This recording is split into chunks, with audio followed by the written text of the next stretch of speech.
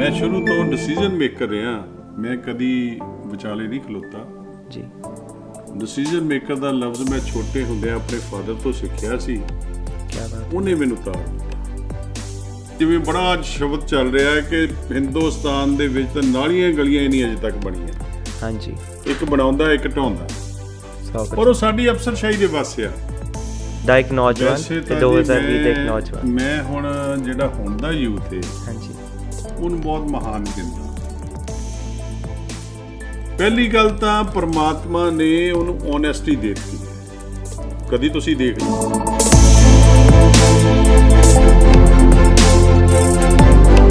ਸਰਬਜੀਤ ਸਿੰਘ ਜੀ, ਬਹੁਤ ਬਹੁਤ ਵੈਲਕਮ ਤੁਹਾਡਾ ਇਸ ਸ਼ੋਅ 'ਤੇ। ਕਿਵੇਂ ਰਿਹਾ ਤੁਹਾਡਾ ਨਵਾਂ ਸਾਲ ਤੇ ਆਪਣੇ ਲੋਕਾਂ ਨੂੰ ਕੀ ਨਵੇਂ ਸਾਲ ਦੀ ਵਧਾਈ ਦੇਣਾ ਚਾਹੋਗੇ ਐਤਕੀ? ਪਹਿਲੀ ਗੱਲ ਤਾਂ ਮੈਂ ਸੱਚੇ ਪਾਤਸ਼ਾਹ ਦੇ ਚਰਨਾਂ 'ਚ ਅਰਦਾਸ ਕਰਦਾ ਕਿ ਨਵਾਂ ਸਾਲ ਸਾਰਿਆਂ ਨੂੰ ਲੱਖ ਲੱਖ ਵਧਾਈ ਹੋਵੇ। ਬੜੇ ਭਿਆਨਕ ਰੂਪ ਦੇ ਵਿੱਚ 2020 ਸਾਡਾ ਲੰਘਿਆ। ਬੜੀ ਹਾਹਾਕਾਰ ਹੋਈ, ਬੜਾ ਡਰ ਤੇ ਪਿਆਰ ਸਤਿਕਾਰ ਦੇ ਨਾਲ ਬਹੁਤ ਸਾਰੇ ਲੋਕਾਂ ਨੇ ਇੱਕ ਦੂਜੇ ਨੂੰ ਸਹਾਰਾ ਦਿੱਤਾ, ਇੱਕ ਦੂਜੇ ਨੂੰ ਗਾਈਡਲਾਈਨ ਦਿੱਤੀ। ਤੇ ਇਹ ਜਿਹੜਾ ਕਰੋਨਾ ਹੈ, ਇਹ ਆਪਣੀ ਮਾਤ ਬਹੁਤ ਵੱਡੇ ਤਰੀਕੇ ਨਾਲ ਦੇ ਕੇ ਨੁਕਸਾਨ ਕਰਕੇ ਗਿਆ। ਪਹਿਲਾਂ ਤਾਂ ਮੈਂ ਉਹਨਾਂ ਨੂੰ ਅਲਵਿਦਾ ਕਹਿੰਦਾ, ਜਿਹੜੇ ਮੇਰੇ ਸੱਜਣ, ਜਿਹੜੇ ਮੇਰੇ ਦੋਸਤ, ਜਿਹੜੇ ਸਾਡੇ ਮੁਲਕ ਦੇ ਲੋਕ ਜਾਂ ਵਰਲਡ ਲੈਵਲ ਦੇ ਲੋਕ ਗਏ ਨੇ, ਉਹਨਾਂ ਨੂੰ ਸ਼ਰਧਾ ਦੇ ਫੁੱਲ ਭੇਟ ਕਰਦਾ, ਕਿਉਂਕਿ ਅਸੀਂ ਸਾਰੇ ਇੱਕ ਦੂਜੇ ਦਾ ਹਿੱਸਾ ਵਾਂ।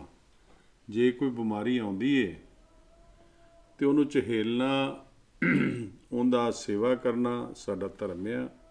ਪਰ ਉਹ ਸੱਚੇ ਪਾਤਸ਼ਾਹ ਨੇ ਫਿਰ ਵੀ ਬਚਾ ਰੱਖਿਆ, ਜਿਹੜੇ ਅਸੀਂ ਇਸ ਦੁਨੀਆ ਦੇ ਵਿੱਚ ਜੀ ਕੇ ਲੋਕਾਂ ਦੀ ਸੇਵਾ ਕਰ ਰਹੇ। ਬਹੁਤ ਸੋਹਣੇ ਸ਼ਬਦ ਕਹੇ ਤੁਸੀਂ, ਤੇ ਤੁਹਾਡੇ ਸ਼ਬਦਾਂ ਤੋਂ ਨਾ ਇੱਕ ਇਹ ਚੀਜ਼ ਪਤਾ ਲੱਗਦੀ ਹੈ ਕਿ ਤੁਹਾਡੀ ਬਹੁਤ ਮੁਹੱਬਤ ਹੈ ਮਨੁੱਖਤਾ ਲਈ, ਆਪਣੇ ਲੋਕਾਂ ਲਈ।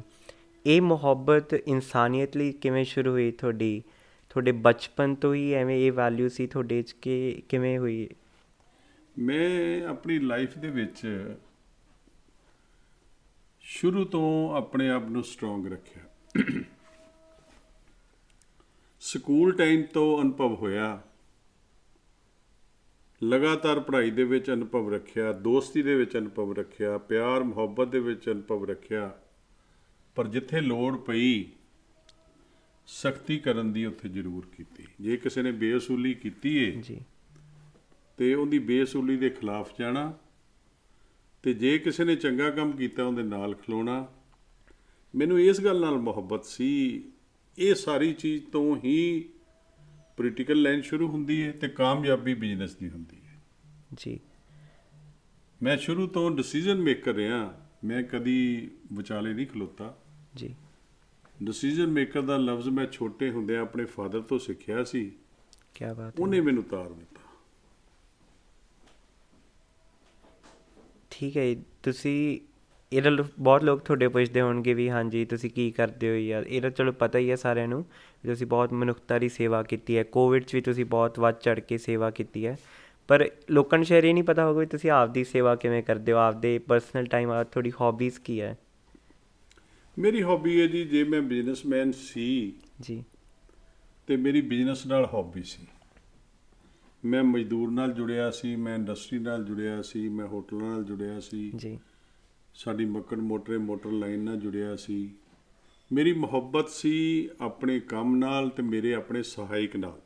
ਜੀ। ਜਿਹੜਾ ਮੇਰੀ ਸਹਾਇਤਾ ਕਰਦਾ ਸੀ, ਚਾਹੇ ਉਹ GM ਸੀ, ਚਾਹੇ ਉਹ ਮੈਨੇਜਰ ਸੀ, ਚਾਹੇ ਉਹ ਵੇਟਰ ਸੀ, ਚਾਹੇ ਉਹ ਕਿਸੇ ਤਰ੍ਹਾਂ ਦਾ ਵੀ ਸੀ, ਜਦੋਂ ਮੇਰੇ ਲਈ ਕੰਮ ਕਰਦਾ ਸੀ ਜੀ, ਮੈਂ ਉਹਨੂੰ ਹੈਲਪਰ ਤੇ ਸਹਾਇਕ ਲਫ਼ਜ਼ ਹੀ ਕਹਿੰਦਾ ਸੀ। ਕਦੀ ਨੌਕਰ ਦਾ ਲਫ਼ਜ਼ ਇਸਤੇਮਾਲ ਨਹੀਂ ਸੀ ਕਰਦਾ। ਉਹਨੇ ਹੀ ਸਾਨੂੰ ਸਕਸੈਸ ਦੇ ਦਿੱਤੀ। ਉਸ ਤੋਂ ਬਾਅਦ ਮੈਂ ਜਦੋਂ ਪੋਲੀਟੀਕਲ ਲਾਈਨ ਦੇ ਵਿੱਚ ਆਇਆ, ਕਿਉਂਕਿ ਮੇਰੀ ਜਮਾਂਦਰੂ ਪੋਲੀਟੀਕਲ ਲਾਈਨ ਸਾਨੂੰ ਸਾਡੇ ਵਿਰਸੇ ਤੋਂ ਮਿਲੀ ਹੈ। ਜੀ। ਮੇਰੇ ਫਾਦਰ ਤਾਂ ਸੀ ਲਗਾਤਾਰ ਗੁਰੂ ਘਰ ਨਾਲ ਜੁੜ ਕੇ, ਬਾਣੀ ਨਾਲ ਜੁੜ ਕੇ, ਬਾਣੀ ਪੜ੍ਹ ਕੇ ਲੋਕਾਂ ਦੀ ਸੇਵਾ ਕਰਨ ਵਾਲੇ ਤੇ ਬਹੁਤ ਓਨੈਸਟ ਪਰਸਨ, ਕੋਰੇ, ਜਿਹਨੂੰ ਕੋਰਾ ਸੁਭਾਅ ਕਹਿੰਦੇ ਨੇ ਨਾ, ਉਹ ਸੀਗੇ, ਜਿਨ੍ਹਾਂ ਦੀ ਲਾਈਫ ਬਹੁਤ ਸਕਸੈਸ ਸੀ। ਜੀ। ਪਾਕਿਸਤਾਨ ਲਾਇਲਪੁਰ ਤੋਂ ਆਏ ਤੇ ਸੰਨ 47 ਤੋਂ ਆ ਕੇ ਜਲੰਧਰ ਦੇ ਵਿੱਚ ਵਸੇ। ਤੇ ਆ ਕੇ ਜਦੋਂ ਉਹਨਾਂ ਨੇ ਆਪਣਾ ਕੰਮ ਸ਼ੁਰੂ ਕੀਤਾ, ਸੇਵਾ ਸ਼ੁਰੂ ਕੀਤੀ, ਉਹ 'ਚ ਬਹੁਤ ਵੱਡਾ ਇੱਕ ਰਿਲੇਸ਼ਨ, ਜਿਵੇਂ ਇੱਕ ਪੋਲੀਟੀਕਲ ਬੰਦੇ ਦਾ ਹੁੰਦਾ ਹੈ, ਉਸ ਤਰੀਕੇ ਦਾ ਬਣਾਇਆ, ਸਾਨੂੰ ਉਸ ਪਾਸੇ ਤੋਰਿਆ। ਅੱਗੋਂ ਅਸੀਂ ਉਹ ਸੇਵਾ ਦੇ ਵਿੱਚ ਪਏ, ਸਾਡਾ ਰਿਲੇਸ਼ਨ ਲੋਕਾਂ ਨਾਲ ਬਣਿਆ, ਬਹੁਤ ਨੇੜੇ ਦਾ ਬਣਿਆ। ਹਰ ਵੇਲੇ ਹਰ ਇੱਕ ਦੇ ਦੁੱਖ ਸੁੱਖ ਦੇ ਵਿੱਚ ਸ਼ਾਮਿਲ ਹੋਣਾ ਤੇ ਪੂਰੀ ਮੁਹੱਬਤ ਤੇ ਪਿਆਰ ਦੇ ਨਾਲ ਆਪਣਾ ਦਿਨ ਕੱਢਣਾ ਤੇ ਆਪਣੇ ਪਲ ਪਲ ਨੂੰ ਲੋਕਾਂ ਵਾਸਤੇ ਵੀ ਲਾਉਣਾ ਤੇ ਆਪਣੇ ਕੰਮ ਵਾਸਤੇ ਵੀ ਨਹੀਂ ਲਾਉਣਾ। ਉਹੀ ਚੀਜ਼ ਸਾਨੂੰ ਪੋਲੀਟੀਕਲ ਲਾਈਨ ਦੇ ਵਿੱਚ ਲੈ ਗਈ। ਸਰਬਜੀਤ ਸਿੰਘ ਜੀ, ਇੱਕ ਗੱਲ ਕਹੀ ਤੁਸੀਂ ਜੋ ਮੈਨੂੰ ਬਹੁਤ ਛੂਹ ਗਈ। ਉਹ ਗੱਲ ਜੋ ਤੁਸੀਂ ਆਪਣੇ ਫਾਦਰ ਸਾਹਿਬ ਬਾਰੇ ਗੱਲ ਕਰ ਰਹੇ ਸੀ, ਉਹ ਬਹੁਤ ਸਕਸੈਸਫੁਲ ਸੀਗੇ ਜੀ। ਉਹਨਾਂ ਦਾ ਨਾਮ ਕੀ ਸੀ? ਮੈਂ ਨਾਮ ਵੀ ਉਹਨਾਂ ਦਾ ਇੱਕ ਵਾਰ ਇੱਥੇ ਲੈਣਾ ਚਾਹੂੰਗਾ। ਉਹਨਾਂ ਦਾ ਨਾਮ ਸਰਦਾਰ ਰੋਸ਼ਨ ਸਿੰਘ ਸੀ। ਸਾਡੀਆਂ ਸਾਰੀਆਂ ਫਿਰਮਾਂ ਤਕਰੀਬਨ ਰੋਸ਼ਨ ਸਿੰਘ ਐਂਡ ਸੰਸ ਦੇ ਨਾਂ 'ਤੇ ਚੱਲਦੀਆਂ ਨੇ। ਬਹੁਤ ਪਿਆਰੀ ਚੀਜ਼ ਹੈ ਜੀ। ਮੈਂ ਤੁਹਾਡੇ ਤੋਂ ਪੁੱਛਣਾ ਚਾਹੁੰਦਾ ਕਿ ਤੁਸੀਂ ਕਿਹਾ ਵੀ ਉਹ ਬਹੁਤ ਸਕਸੈਸਫੁਲ ਜ਼ਿੰਦਗੀ ਹੈ ਉਹਨਾਂ ਦੀ। ਤੁਹਾਡੇ ਲਈ ਸਕਸੈਸ ਕੀ ਹੈ? ਤੁਸੀਂ ਕਿਸ ਚੀਜ਼ ਨੂੰ ਸਕਸੈਸ ਮੰਨਦੇ ਹੋ ਵੀ ਹਾਂ ਹੁਣ ਮੈਂ ਸਕਸੈਸਫੁਲ ਹੋ ਗਿਆ? ਮੈਨੂੰ ਹੁਣ ਇੱਦਾਂ ਚੈਨ ਮਿਲਦਾ ਜੀ, ਜਦੋਂ ਮੈਂ ਪੋਲੀਟੀਕਲ ਲਾਈਨ ਦੇ ਵਿੱਚ, ਜਦੋਂ ਮੇਰੇ ਕੋਲ ਕੋਈ ਵੀ ਬੰਦਾ ਜਿਹਦੇ ਨਾਲ ਧੱਕਾ ਹੋਇਆ ਹੁੰਦਾ, ਹਾਂਜੀ, ਕਿਉਂਕਿ ਕਾਨੂੰਨ ਦੇ ਵਿੱਚ ਵੀ ਬੜਾ ਧੱਕਾ ਹੈ। ਬਿਲਕੁਲ ਜੀ। ਅੱਜ ਜੇ ਤੁਸੀਂ ਕੋਈ ਵੀ FIR ਪੜ੍ਹਦੇ ਹੋ ਤੇ ਉਹਦੇ 'ਚ ਇੱਕ ਦਫਾ ਲੱਗਣੀ ਚਾਹੀਦੀ ਏ, ਉਹਦੇ 'ਚ 3 ਦਫਾ ਨਾਲ ਐਕਸਟਰਾ ਲਾਉਂਦੇ ਨੇ ਕਿ ਅਗਲੇ ਨੂੰ ਫੜਨ ਦੇ ਵਿੱਚ ਸਹਾਈ ਹੋ ਸਕੇ ਜੀ, ਅਗਲੇ ਦੇ ਕਾਰਵਾਈ ਕਰਨ ਦੇ ਵਿੱਚ ਸਹਾਈ ਹੋ ਸਕੇ। ਉਹ ਜਿਹੜੀਆਂ ਚੀਜ਼ਾਂ ਨੇ, ਉਹ ਜਦੋਂ ਬੰਦਾ ਦੇਖਦਾ ਹੈ ਤੇ ਫਿਰ ਬੰਦਾ ਇਸ ਪਾਸੇ ਵੀ ਜਾਂਦਾ ਹੈ ਕਿ ਇਸ ਬੰਦੇ ਨਾਲ ਨਜਾਇਜ਼ ਹੋ ਗਈ, ਇਸ ਬੰਦੇ ਦਾ ਬਟਵਾਰਾ ਹੋਇਆ, ਇਸ ਬੰਦੇ ਨਾਲ ਫਲਾਣੀ ਗੱਲ ਇੱਦਾਂ ਹੋ ਗਈ, ਇਸ ਬੰਦੇ ਦੇ ਨਾਲ ਪਾਰਟਨਰਸ਼ਿਪ ਡੀਡ ਦਾ ਬਟਵਾਰਾ ਹੋਇਆ, ਉਹਨਾਂ ਇੱਦਾਂ ਹੋ ਗਿਆ, ਕਾਨੂੰਨ ਦੇ ਵਿੱਚ ਇਹਨੂੰ ਮਦਦ ਨਹੀਂ ਮਿਲੀ, ਅਦਰ ਪਰਸਨ ਨੇ, ਜਿਵੇਂ ਹੁਣ ਆਪਣੇ ਇੱਥੇ ਐਕਸੀਡੈਂਟ ਹੁੰਦਾ ਹੈ, ਹਾਂਜੀ, ਤੁਸੀਂ ਕਦੀ ਵੀ ਨੇਚਰ ਦੇਖੋ ਕਿ ਐਕਸੀਡੈਂਟ ਹੁੰਦਾ, ਜੇ ਵਿਚਾਰੇ ਨੂੰ ਐਕਸੀਡੈਂਟ ਕਰਨ ਵਾਲਾ ਬੰਦਾ ਹਿੱਟ ਕਰਦਾ ਤੇ ਜੇ ਉਹ ਐਕਸੀਡੈਂਟ ਵਾਲਾ ਥੱਲੇ ਡਿੱਗਿਆ ਹੁੰਦਾ ਤੇ ਉੱਤੇ ਖਲੋ ਕੇ ਉਹਨੂੰ ਟੈਂਸ ਹੋ ਜਾਂਦਾ, ਉਹਦੀ ਮਦਦ ਨਹੀਂ ਕਰਦਾ। ਜੀ ਜੀ। ਪਰ ਥੋੜਾ ਜਿਹਾ ਬਦਲਾਅ ਮੈਂ ਅੱਜ ਦੀ ਦੁਨੀਆ 'ਚ ਹੁਣ ਦੇਖਿਆ, ਕਿਉਂਕਿ ਜਦੋਂ ਦੀ ਇਹ ਇੰਸ਼ੋਰੈਂਸ ਵਗੈਰਾ ਚੱਲੀ ਏ, ਹਾਂਜੀ, ਲੋਕਾਂ ਦਾ ਫਿਕਰ ਉਤਰਿਆ ਹੈ ਤੇ ਲੋਕ ਇੱਕ ਦੂਜੇ ਦੀ ਮਦਦ ਕਰਨ ਵਾਲੇ ਵੀ ਪਾਸੇ ਆਏ ਨੇ। ਲੋੜ ਇਸ ਗੱਲ ਦੀ ਏ ਸਾਡੇ ਮੁਲਕ 'ਚ, ਪਰ ਲੇਕਿਨ ਥੋੜਾ ਜਿਹਾ ਇਹਨਾਂ ਚੀਜ਼ਾਂ ਨੂੰ ਜਦੋਂ ਦੇਖਿਆ, ਉਸ ਤੋਂ ਬਾਅਦ ਜਿੱਥੇ ਲੋੜ ਪਈ, ਜਿਵੇਂ ਲੋੜ ਪਈ, ਉਹਦੀ ਮਦਦ ਕੀਤੀ। ਮਦਦ ਸਿਰੇ ਲਾ ਕੇ ਹਟਣੀ ਏ,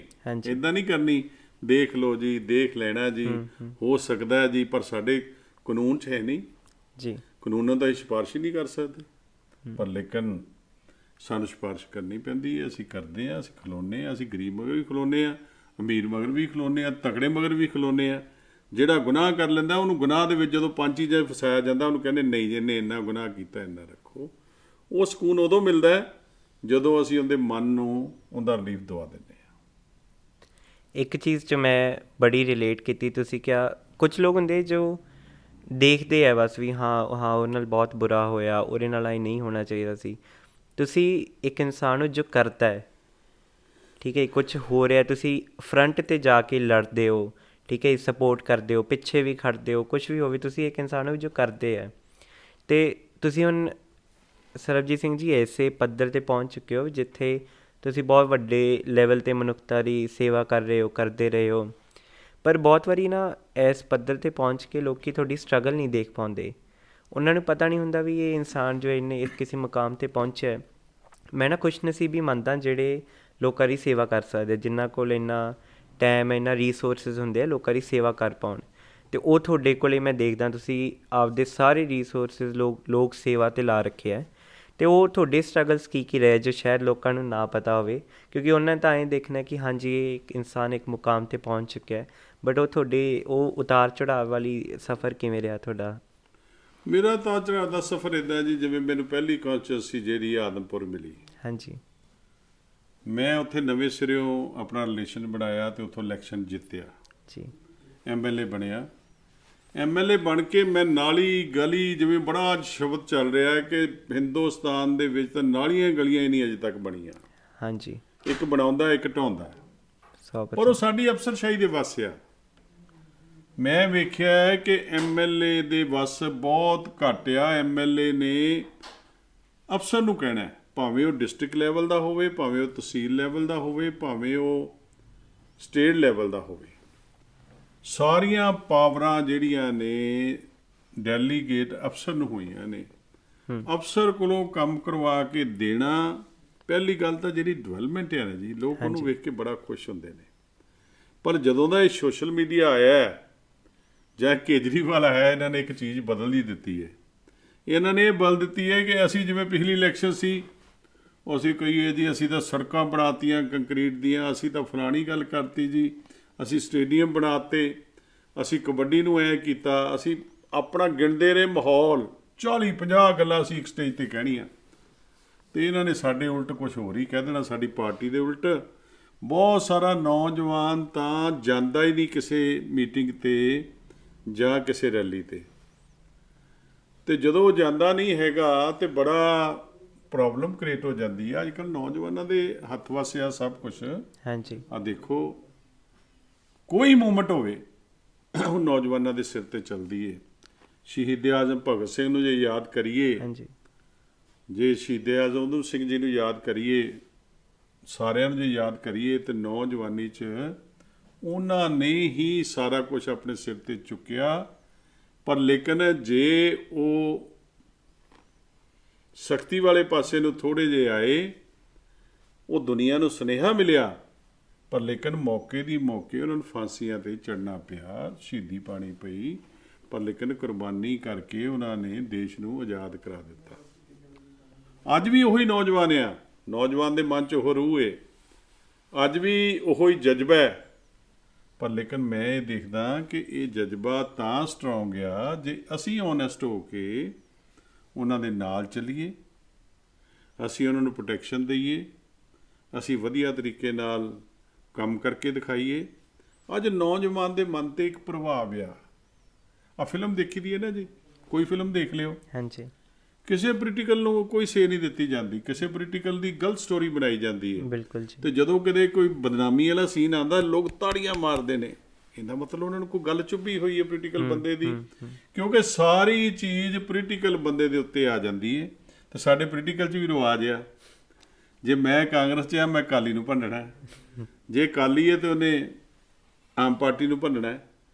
ਮੰਨ ਲਓ ਉਹਨੂੰ ਵੱਡੇ ਦਾ ਵੱਡਾ ਕਰਕੇ ਦਿਖਾਣਾ ਹੈ ਕਿ ਇਹਨੇ ਬਹੁਤ ਵੱਡਾ ਜੁਰਮ ਕੀਤਾ, ਤੇ ਜਦੋਂ ਇਨਸਾਨ ਨੇ ਇੱਕ ਰਸਤੇ 'ਤੇ ਤੁਰਨਾ ਹੈ ਨਾ ਜੀ, ਉਹਨੂੰ ਕੋਈ ਨਾ ਕੋਈ ਪ੍ਰੋਬਲਮ ਦੇ ਵਿੱਚ ਹਿੱਸਾ ਮਿਲ ਹੀ ਜਾਣਾ, ਭਾਵੇਂ ਐਕਸੀਡੈਂਟ ਮਿਲ ਜਾਏ, ਭਾਵੇਂ ਪਿਆਰ ਮਿਲ ਜਾਏ, ਭਾਵੇਂ ਉਹਦਾ ਕਠਿਨ ਰਸਤਾ ਹੋ ਜਾਏ। ਹਾਂਜੀ, ਤੇ ਜਦੋਂ ਕਠਿਨ ਚੀਜ਼ਾਂ ਹੁੰਦੀਆਂ ਨੇ ਤੇ ਬੰਦਾ ਕੁਝ ਕਹਿ ਪੈਂਦਾ, ਜਦੋਂ ਕਹਿ ਪੈਂਦਾ ਤੇ ਨਾਲ ਦੇ ਨੂੰ ਬਹਾਨਾ ਮਿਲ ਜਾਂਦਾ, ਉਹ ਚੱਕ ਲੈਂਦਾ ਗੱਲ ਨੂੰ।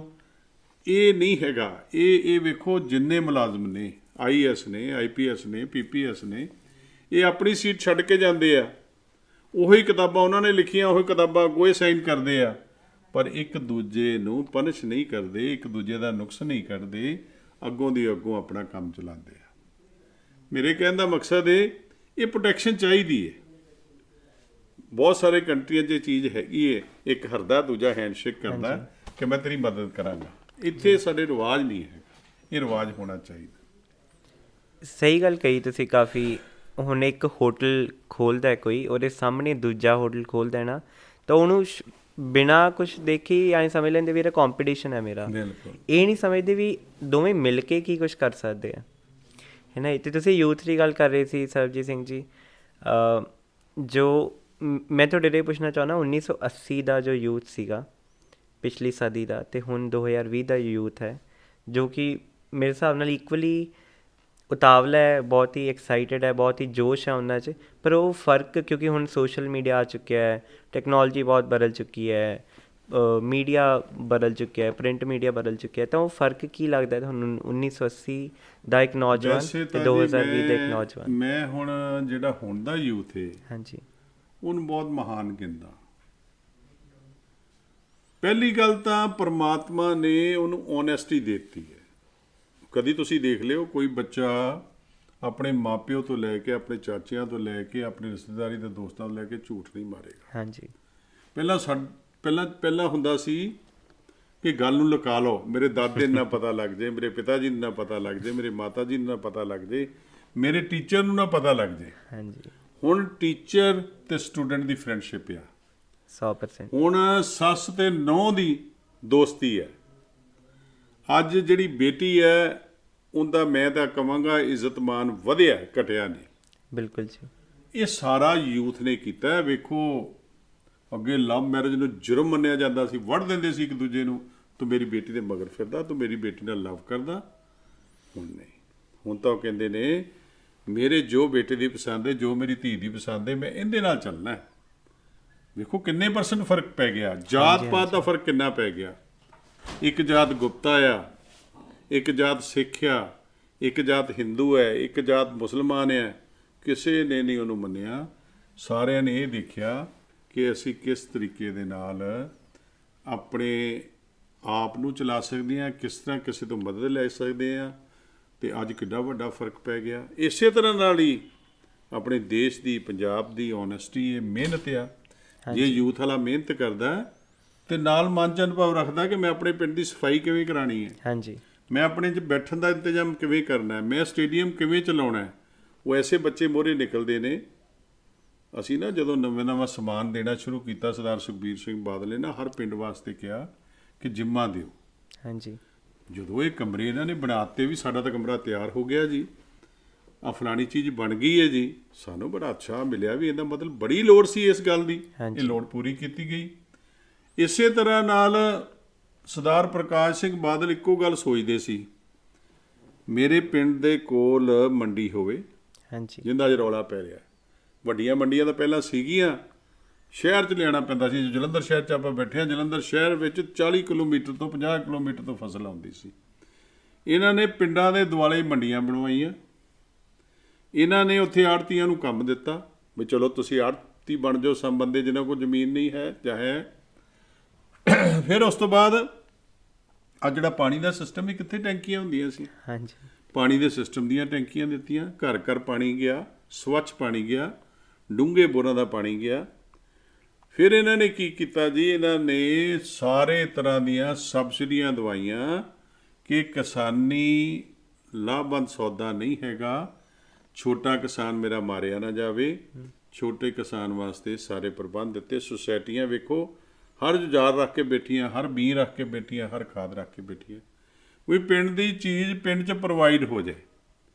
ਅੱਜ ਉਹ ਨੌਜਵਾਨ ਨੇ ਜਿਹੜੀ ਨਾਲ ਮਨੁੱਖਤਾ ਦੇ ਵਿੱਚ ਫਿਟਨੈਸ ਪਾਤੀ, ਉਹ ਸਾਡਾ ਜੋਬਨ ਲਿਆਈ ਹੈ।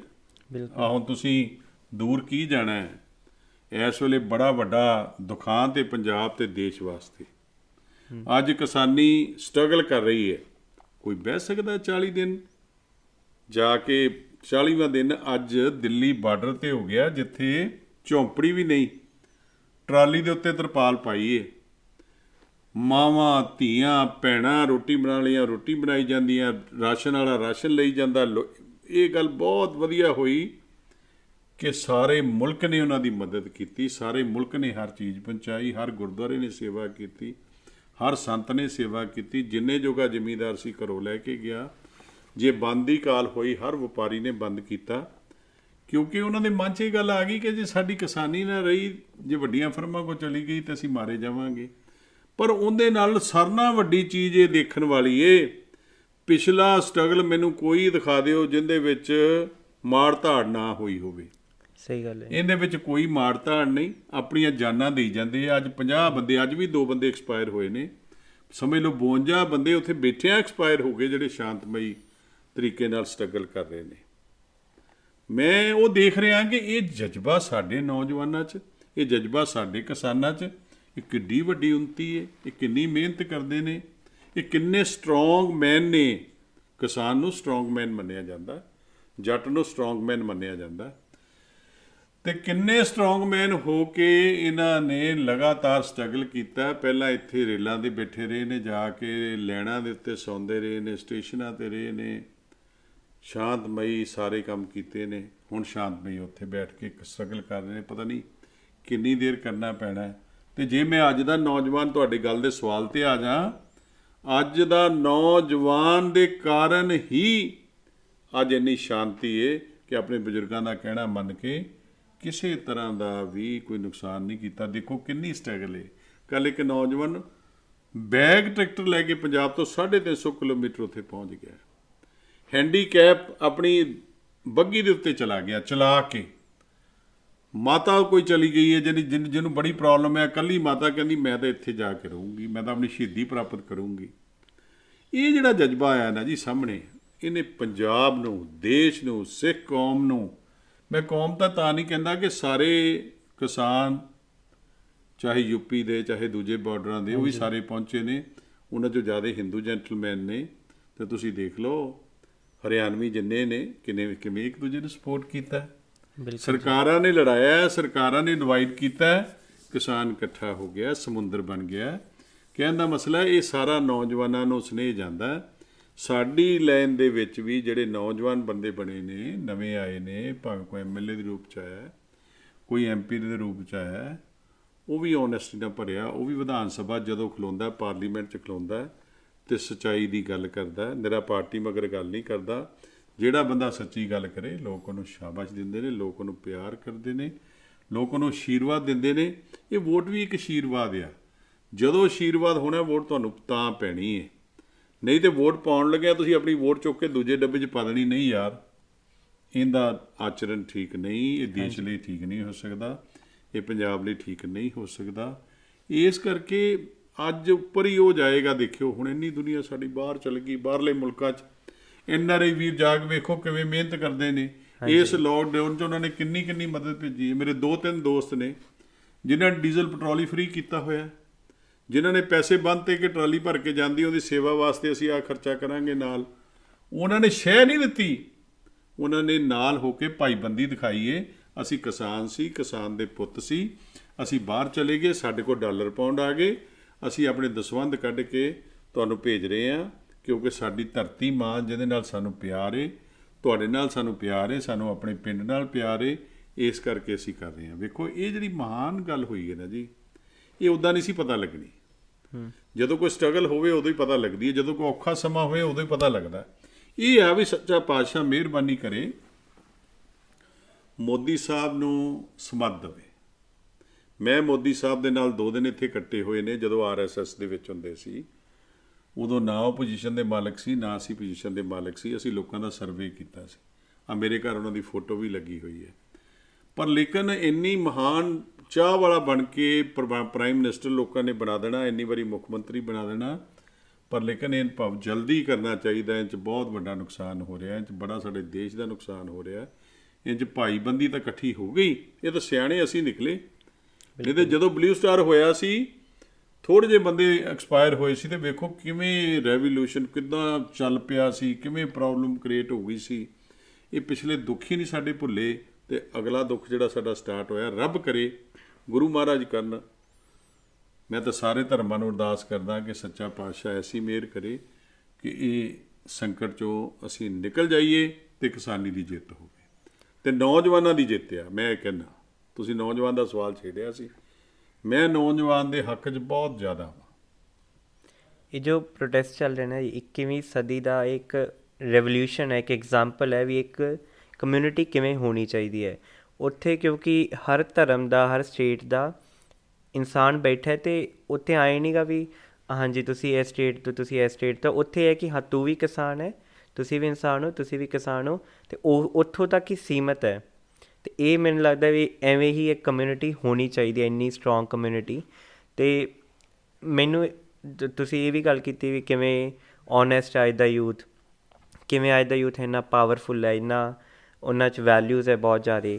ਇਹ ਤੁਹਾਡੇ ਹਿਸਾਬ ਨਾਲ ਕਿੱਥੋਂ ਆਈਆਂ ਵੈਲਿਊਜ਼? ਉਹਨਾਂ ਦੇ ਵੀ ਘਰਦਿਆਂ ਤੋਂ ਆਈਆਂ, ਮਾਂ ਪਿਓ ਤੋਂ ਆਈਆਂ, ਸੁਸਾਇਟੀ ਤੋਂ ਆਈਆਂ, ਵੀ ਉਹ ਡਿਵੈਲਪ ਕਿਵੇਂ ਹੋਈਆਂ ਉਹਨਾਂ ਦੇ ਅੰਦਰ ਇਹ ਸਾਰੀ ਵੈਲਿਊਜ਼? ਇਹ ਸਾਰਾ ਵਿਰਸਾ, ਮਿਹਨਤ। ਬੰਦਾ ਗਾਇਕ ਐਵੇਂ ਨਹੀਂ ਬਣ ਜਾਂਦਾ। ਬਿਲਕੁਲ। ਉਹਦਾ ਦਿਲ ਕਹਿੰਦਾ ਕਿ ਮੈਂ ਚੀਜ਼ ਗਾਵਾਂ। ਜਦੋਂ ਉਹ ਚੀਜ਼ ਗਾਉਂਦਾ ਹੈ ਤੇ ਕਈਆਂ ਨੂੰ ਮੋਹ ਲੈਂਦਾ, ਸਾਰੀ ਦੁਨੀਆ ਨੂੰ ਆਪਣੀ ਲਪੇਟ 'ਚ ਲੈ ਲੈਂਦਾ, ਤੇ ਤਾਂ ਨੰਬਰ 1 'ਤੇ ਆਉਂਦਾ। ਕਈ ਵਾਰੀ ਕਹਿੰਦੇ ਨਾ ਜੀ ਸੌਂਗ ਨੰਬਰ 1 'ਤੇ ਚੱਲ ਰਿਹਾ, ਇਹ 8ਵੇਂ ਨੰਬਰ 'ਤੇ ਚੱਲ ਰਿਹਾ। ਤੁਸੀਂ ਦੇਖੋ ਸਾਰੇ ਦੇ ਸਾਰੇ ਗਾਇਕ ਉੱਥੇ ਜਾ ਕੇ ਭੁਗਤੇ। ਵਕੀਲ ਸਾਹਿਬਾਨ ਜਿਨ੍ਹਾਂ ਨੇ ਕਦੀ ਵੀ ਕਿਸੇ ਗੱਲ ਦੇ ਵਿੱਚ ਬਾਹਰੋਂ ਦੀ ਹੋ ਕੇ ਹਿੱਸਾ ਨਹੀਂ ਲਿਆ, ਉਹਨਾਂ ਨੇ ਵੀ ਧਰਨੇ ਦਿੱਤੇ ਤੇ ਉਹਨਾਂ ਨੇ ਵੀ ਸਹਾਰਨਾ ਕੀਤੀ ਜੀ। ਈਵਨ ਮੈਂ ਤਾਂ ਕਹਿੰਦਾ ਸੁਪਰੀਮ ਕੋਰਟ ਨੇ ਵੀ ਦਖਲ ਦਿੱਤਾ, ਕਿਰਪਾ ਕਰਕੇ ਪੂਰਾ ਦਖਲ ਦੇ ਕੇ ਇਹਨੂੰ ਠੀਕ ਕਰਾਵੇ। ਹਾਂਜੀ ਹਾਂਜੀ। ਹੁਣ ਜਿਹੜੀ ਇਹ ਗੱਲ ਆ ਨਾ ਜੀ, ਜਿਹੜੀ ਤੁਸੀਂ ਮੈਨੂੰ ਕਹੀਏ ਕਿ ਇਹ ਕਿੱਥੋਂ ਮਿਲਿਆ, ਇਹ ਮੇਰੇ ਅੰਦਰ ਖੂਨ ਆ, ਮੇਰੇ ਅੰਦਰ ਵਿਰਸਾ ਹੈ। ਜੇ ਅੱਜ ਮੈਂ ਪੋਲੀਟੀਕਲ ਬਣਿਆ ਨਾ, ਮੈਨੂੰ ਕਈ ਬੰਦੇ ਕਹਿੰਦੇ ਮਕਸਦ ਸਾਹਿਬ ਇੰਨੇ ਭੋਗਾਂ ਤੇ ਕਿਵੇਂ ਜਾਂਦੇ ਹੋ, ਇੰਨੀ ਥਾਂ ਤੇ ਕਿਵੇਂ ਪਹੁੰਚਦੇ ਹੋ? ਕਿਉਂਕਿ ਮੇਰਾ ਸੰਬੰਧ ਹੋ ਗਿਆ ਆਦਮਪੁਰ, ਮੇਰਾ ਸੰਬੰਧ ਹੋ ਗਿਆ ਕਪੂਰਥਲੇ, ਹਾਂਜੀ। ਮੇਰਾ ਇਸ ਵੇਲੇ ਹੱਕਾ ਜਲੰਧਰ ਛਾਉਣੀ ਹੈ ਜਿੱਥੇ ਮੈਂ ਰਹਿਣਾ। ਮੈਂ ਕਿਹਾ ਯਾਰ ਮੇਰੀ ਰਿਸ਼ਤੇਦਾਰੀ ਹੋ ਗਈ, ਸੰਬੰਧ ਨਹੀਂ ਹੋ ਗਿਆ। ਤੇ ਮੈਂ ਕਿਹਾ ਮੈਂ ਸ਼ੌਂਕ ਨਾਲ ਪੋਲੀਟੀਕਲ ਲਾਈਨ 'ਚ ਫਿਰਦਾ ਤੇ ਮੇਰੀ ਇੰਜੋਇਮੈਂਟ ਪਤਾ ਕੀ ਹੈ? ਤੁਸੀਂ ਮੈਨੂੰ ਸਵਾਲ ਪੁੱਛਿਆ ਸੀ। ਹਾਂਜੀ।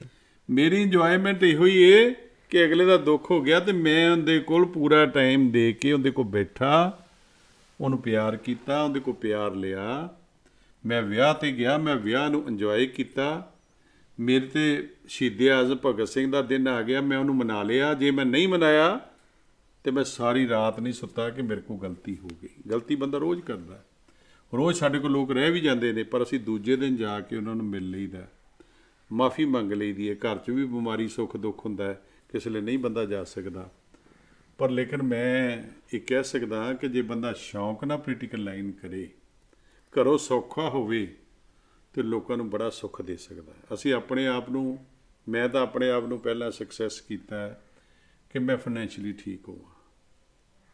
ਕਾਰੋਬਾਰ ਸੈੱਟ ਕਰਨ ਤੋਂ ਬਾਅਦ ਜਦੋਂ ਮੇਰੇ ਬੱਚਿਆਂ ਨੇ ਨਾਲ ਸੰਭਾਲ ਲਿਆ, ਉਹਨਾਂ ਨੂੰ ਵੀ ਕਿਹਾ ਕਿ ਤੁਸੀਂ ਕੰਮ ਵੀ ਕਰੋ, ਤੁਸੀਂ ਸੇਵਾ 'ਚ ਵੀ ਆਓ। ਵੇਲੇ ਕੁ ਵੇਲੇ ਅਸੀਂ ਨਹੀਂ, ਹਰ ਜਗ੍ਹਾ ਜਾਓ, ਹਰ ਜਗ੍ਹਾ ਮਿਲੋ, ਹਰ ਇੱਕ ਨੂੰ ਪਿਆਰ ਕਰੋ। ਜੇ ਤੁਸੀਂ ਵੋਟਾਂ ਮੰਗਣ ਜਾਂਦੇ ਹੋ, ਜੇ ਪਾਰਟੀ ਲਈ ਕੰਮ ਕਰਦੇ ਹੋ, ਤੇ ਤੁਸੀਂ ਆਪਣੇ ਦਿਨ 'ਚੋਂ ਦਸਵੰਧ ਕੱਢ ਕੇ ਲੋਕਾਂ ਦੀ ਸੇਵਾ ਦੇ ਵਿੱਚ ਹਾਜ਼ਰ ਰਹੋ। ਸ਼ਹਿਰ 'ਚ ਕੋਈ ਹਬੀ ਨਬੀ ਹੋ ਜਾਂਦੀ ਹੈ, ਪੂਰੀ ਕਰੋ, ਉਹਦੇ ਨਾਲ ਖਲੋ। ਇਹ ਸਾਰੀ ਚੀਜ਼ ਇੱਕ ਸ਼ੌਂਕ ਤੋਂ ਹੈ ਜੀ। ਜੇ ਸ਼ੌਂਕ ਨਾ ਹੋਵੇ ਨਾ, ਤੇ ਕਿਸੇ ਨੂੰ ਕੋਈ ਹੱਕ ਨਹੀਂ ਉਹ ਪੋਲੀਟੀਕਲ ਲਾਈਨ 'ਚ ਆਵੇ। ਜੋ ਥੱਕਿਆ ਹੋਇਆ ਤੇ ਉਹ ਬਿਲਕੁਲ ਨਾ ਆਵੇ। ਜਿਵੇਂ ਹੁਣ ਉਮਰਾਂ ਦਾ ਕੰਪੈਰੀਜ਼ਨ ਚੱਲ ਪਿਆ ਹੈ। ਹਾਂਜੀ। ਵੱਡੀ ਉਮਰ ਵਾਲੇ ਬਿਮਾਰ ਹੁੰਦੇ ਨੇ, ਨਹੀਂ ਕਰ ਸਕਦੇ, ਨਹੀਂ ਪੋਰਟਫੋਲੀਓ ਸੰਭਾਲ ਸਕਦੇ, ਪਰ ਜੇ ਉਹਨਾਂ ਦੇ ਮਨ ਦਾ ਸ਼ੌਂਕ ਹੈ, ਉਹ ਚੱਲ ਰਹੇ ਨੇ, ਤੇ ਉਹਨਾਂ ਦੀ ਇੱਕ ਤਾਕਤ ਹੈ। ਬਿਲਕੁਲ। ਸਾਡੇ ਐਗਜ਼ਾਮਪਲ ਹੈ ਸਰਦਾਰ ਪ੍ਰਕਾਸ਼ ਸਿੰਘ ਬਾਦਲ ਦੀ। ਉਹ ਅੱਜ ਵੀ ਕਿਤੇ ਵੀ ਖਲੋ ਜਾਣਗੇ ਤੇ ਲੋਕੀ ਘਰ ਬੈਠੇ ਉਹਨਾਂ ਨੂੰ ਜਿਤਾ ਦੇਣਗੇ, ਕਿਉਂਕਿ 5 ਵਾਰੀ ਮੁੱਖ ਮੰਤਰੀ ਬਣਨਾ ਕੋਈ ਸੌਖੀ ਗੱਲ ਨਹੀਂ। ਤੇ ਛੋਟੀ ਲਾਈਨ ਤੋਂ, ਸਰਪੰਚੀ ਤੋਂ ਉੱਪਰ ਆਣਾ ਕੋਈ ਛੋਟੀ ਗੱਲ ਨਹੀਂ, ਕਿਸਾਨੀ ਤੋਂ ਉੱਤੇ ਆਣਾ ਕੋਈ ਛੋਟੀ ਗੱਲ ਨਹੀਂ। ਮੇਰਾ ਕਹਿਣ ਦਾ ਮਕਸਦ ਹੈ ਕਿ ਸ਼ੌਂਕ ਆ ਤੇ ਸੇਵਾ ਹੈ।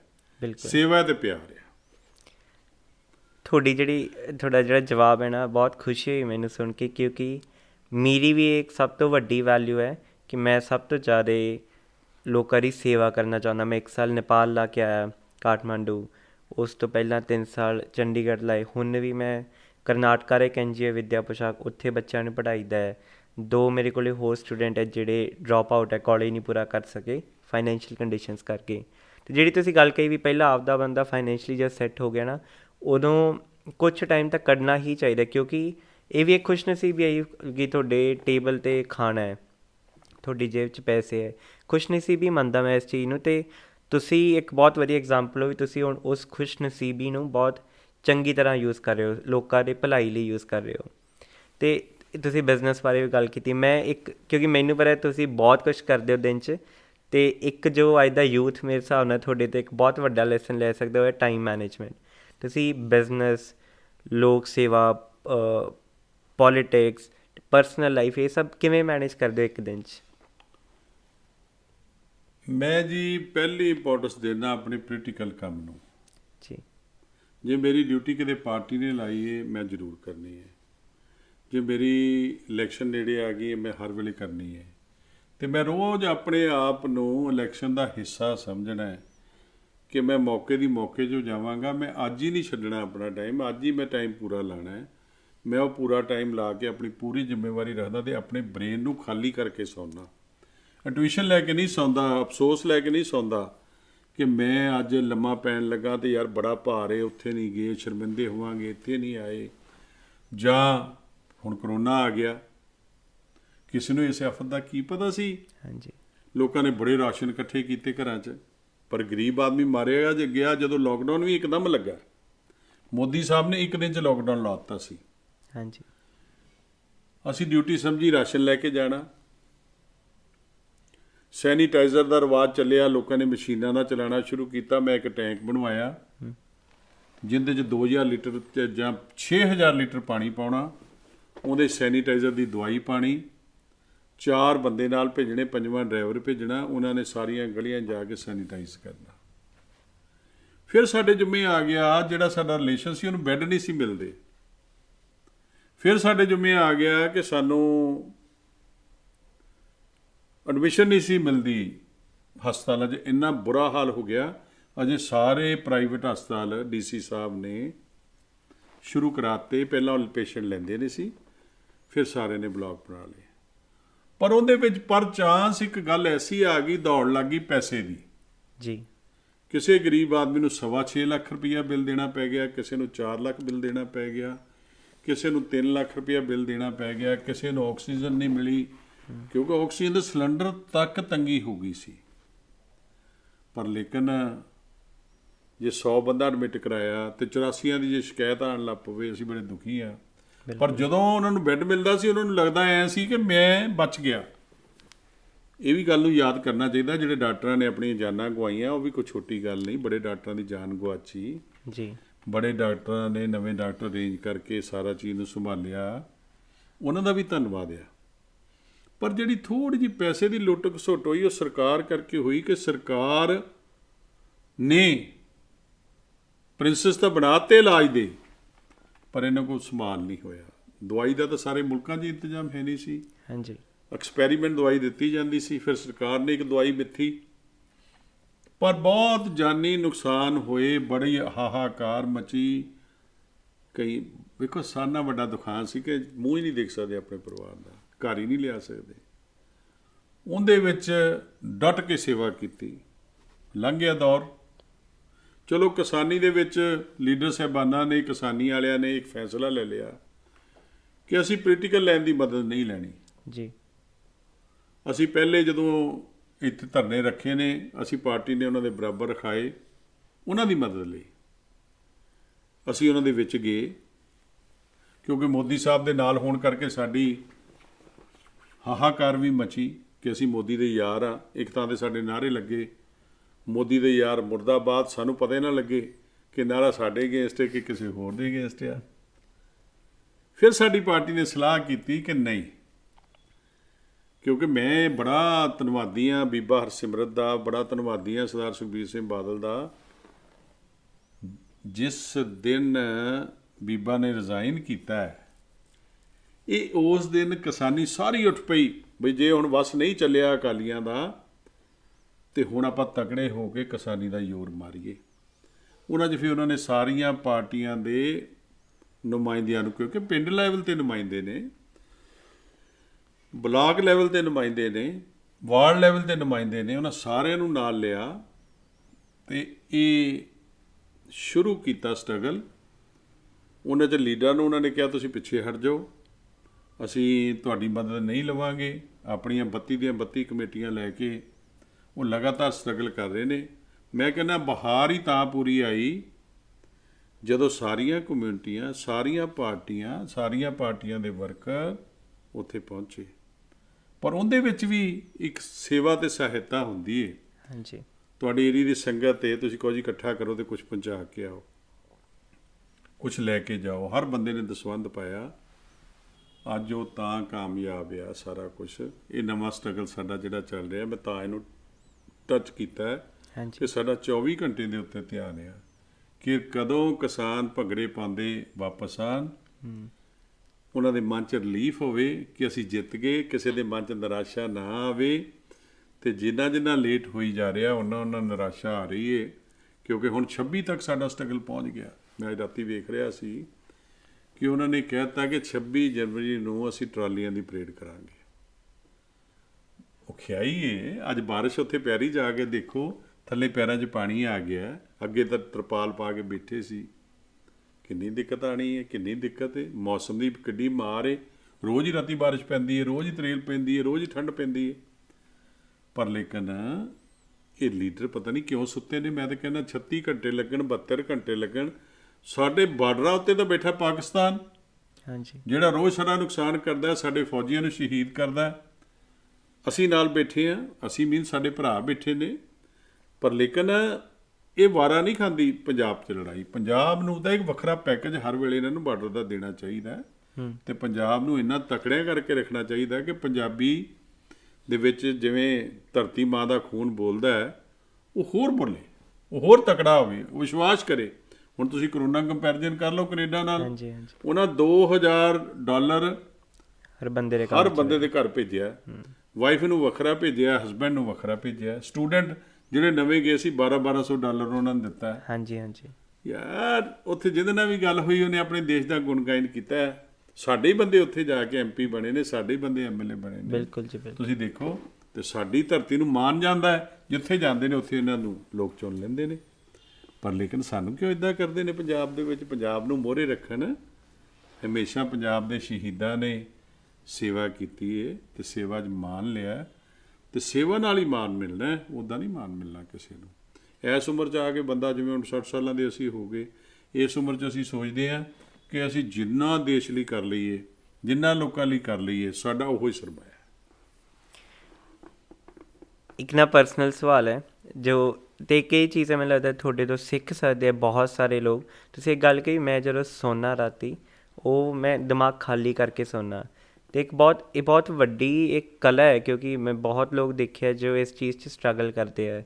ਰਾਤੀ ਸੌਣ ਲੱਗੇ ਦਿਮਾਗ 'ਚ ਇੰਨਾ ਕੁਛ ਚੱਲਦਾ ਕਿ ਉਹ ਖਾਲੀ ਹੁੰਦਾ ਹੀ ਨਹੀਂ, ਨੀਂਦ ਨਹੀਂ ਆਉਂਦੀ, ਜਾਂ ਬਸ ਉਹ ਇੱਕ ਉਹ ਦੁੱਖ ਜਾਂ ਜੋ ਵੀ ਇਮੋਸ਼ਨ ਹੁੰਦਾ ਉਹਨੂੰ ਲੈ ਕੇ ਸੋ ਜਾਂਦੇ ਹੈ ਵੀ ਸ਼ਾਇਦ ਭੁੱਲ ਜਾਈਏ ਸੁਬਾਹ, ਪਰ ਉਹ ਭੁੱਲਦੇ ਤਾਂ ਨਹੀਂ। ਚਲੋ, ਪਰ ਉਹ ਮੈਂ ਤੁਹਾਡੇ ਪੁੱਛਣਾ ਚਾਹੁੰਦਾ ਵੀ ਤੁਹਾਡੇ ਸੌਣ ਲੱਗੇ ਦਿਮਾਗ 'ਚ ਕੀ ਕੁਛ ਚੱਲਦਾ, ਕਿਉਂਕਿ ਤੁਸੀਂ ਇੰਨਾ ਪੂਰਾ ਦਿਨ ਲੋਕਾਂ ਦੀ ਸੇਵਾ ਕੀਤੀ, ਠੀਕ ਹੈ, ਸਾਰੇ ਕਿਤੇ ਗਏ, ਆਪਦਾ ਜਿੰਨਾ ਵੀ ਤੁਸੀਂ ਉਸ ਤੋਂ ਵੱਧ ਹੀ ਕੀਤਾ। ਸਾਰਾ ਦਿਨ ਤੁਸੀਂ ਆਪਦਾ ਲੋਕਾਂ ਲਈ ਆਪਦਾ ਦਿੱਤਾ ਉਹਨਾਂ ਨੂੰ।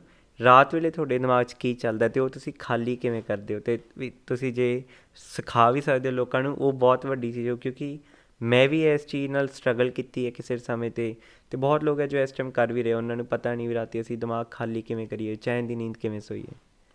ਅੱਜ ਦਾ ਕੰਮ ਕਦੀ ਕੱਲ੍ਹ ਤੇ ਨਾ ਛੱਡੋ, ਇਹ ਤਾਂ ਵੱਡਿਆਂ ਨੇ ਵੀ ਕਿਹਾ। ਬਿਲਕੁਲ ਜੀ, ਗੁਰੂ ਮਹਾਰਾਜ ਨੇ ਵੀ ਕਿਹਾ। ਆਹ ਜਿਹੜਾ ਸੱਚੇ ਪਾਤਸ਼ਾਹ ਨੇ ਲੰਗਰ ਸ਼ੁਰੂ ਕੀਤਾ ਨਾ ਜੀ, 20 ਰੁਪਈਆਂ ਵਾਲਾ, ਬਿਲਕੁਲ, ਇਹ ਵੇਖ ਲਓ ਸਾਰੀ ਰਹਿੰਦੀ ਦੁਨੀਆ ਤੱਕ ਖਤਮ ਨਹੀਂ ਹੋਣਾ, ਚੱਲਦਾ ਰਹਿਣਾ। ਉਹ ਵਿਉਂਤ ਬਣਾ ਗਏ। ਬਿਲਕੁਲ, ਤੁਸੀਂ ਸੇਵਾ ਕਰ ਸਕਦੇ ਹੋ, ਸੇਵਾ ਇਹਦਾ ਮਤਲਬ। ਤੀਜੀ ਗੱਲ ਇਹ ਹੈਗੀ ਏ ਕਿ ਤੁਸੀਂ ਜੇ ਕੋਈ ਗਲਤ ਕੰਮ ਕਰ ਬਹਿੰਦੇ ਹੋ, ਤੁਹਾਡੇ ਮਨ 'ਚ ਆ ਜਾਂਦਾ ਮੇਰੇ ਕੋਲ ਗਲਤੀ ਹੋ ਗਈ, ਜੇ ਉਹਨੂੰ ਉਦੋਂ ਹੀ ਰੀਅਲਾਈਜ਼ ਕਰ ਲਓ, ਤੁਹਾਡੀ ਗੱਲ ਖਤਮ। ਬਿਲਕੁਲ, ਜੇ ਤੁਸੀਂ ਉਹਨੂੰ ਪ੍ਰੋਟੈਸਟ 'ਚ ਲੈ ਆਓ, ਜੇ ਉਹਨੂੰ ਤੁਸੀਂ ਪ੍ਰੈਸ਼ਰ 'ਚ ਲੈ ਆਓ, ਤੁਹਾਡੇ ਦਿਮਾਗ 'ਤੇ ਵੀ ਪ੍ਰੈਸ਼ਰ ਪਵੇਗਾ, ਤੁਹਾਡੇ ਸਾਹਮਣੇ ਵਾਲੇ 'ਤੇ ਵੀ ਪ੍ਰੈਸ਼ਰ ਪਵੇਗਾ।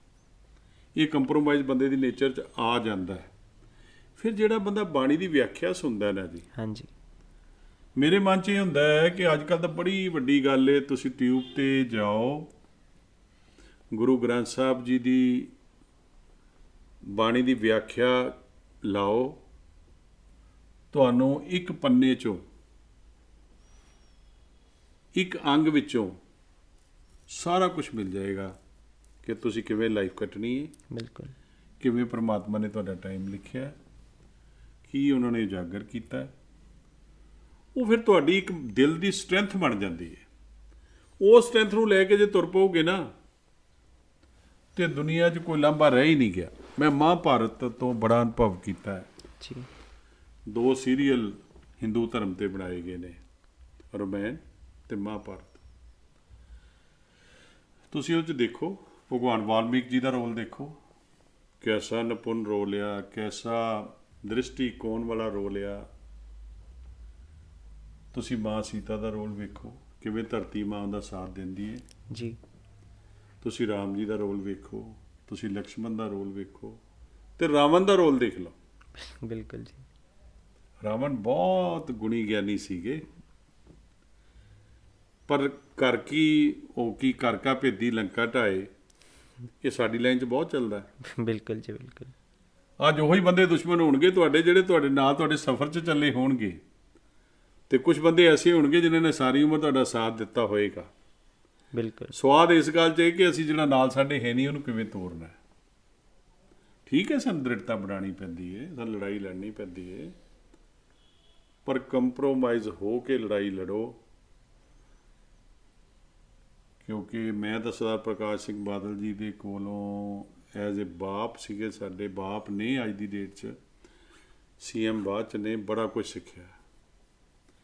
ਉਹ ਕਹਿੰਦੇ ਮੈਂ ਕਦੀ ਇੱਥੇ ਤੱਕ ਬੰਦਾ ਨਹੀਂ ਛੱਡਿਆ ਕਿ ਮੇਰੇ ਨਾਲ ਆਵੇ ਤੇ ਮੈਂ ਉਹਦੇ ਨਾਲ ਜਾਵਾਂ, ਮੇਰੇ ਨਾਲ ਭਾਵੇਂ ਕਿੰਨਾ ਕਰ ਲਵੇ, ਮੈਂ ਉਹਨੂੰ ਫਿਰ ਪਿਆਰ ਦੇਣਾ। ਇਹ ਚੀਜ਼ ਬੜੀ ਜ਼ਰੂਰੀ ਹੈ, ਪਿਆਰ ਤੇ ਸਤਿਕਾਰ। ਇਹੋ ਹੀ ਰਿਸ਼ਤੇਦਾਰੀ ਹੈ, ਇਹੋ ਹੀ ਤੁਹਾਡਾ ਦੇਸ਼ ਆ, ਇਹੋ ਤੁਹਾਡਾ ਸਭ ਕੁਛ ਆ।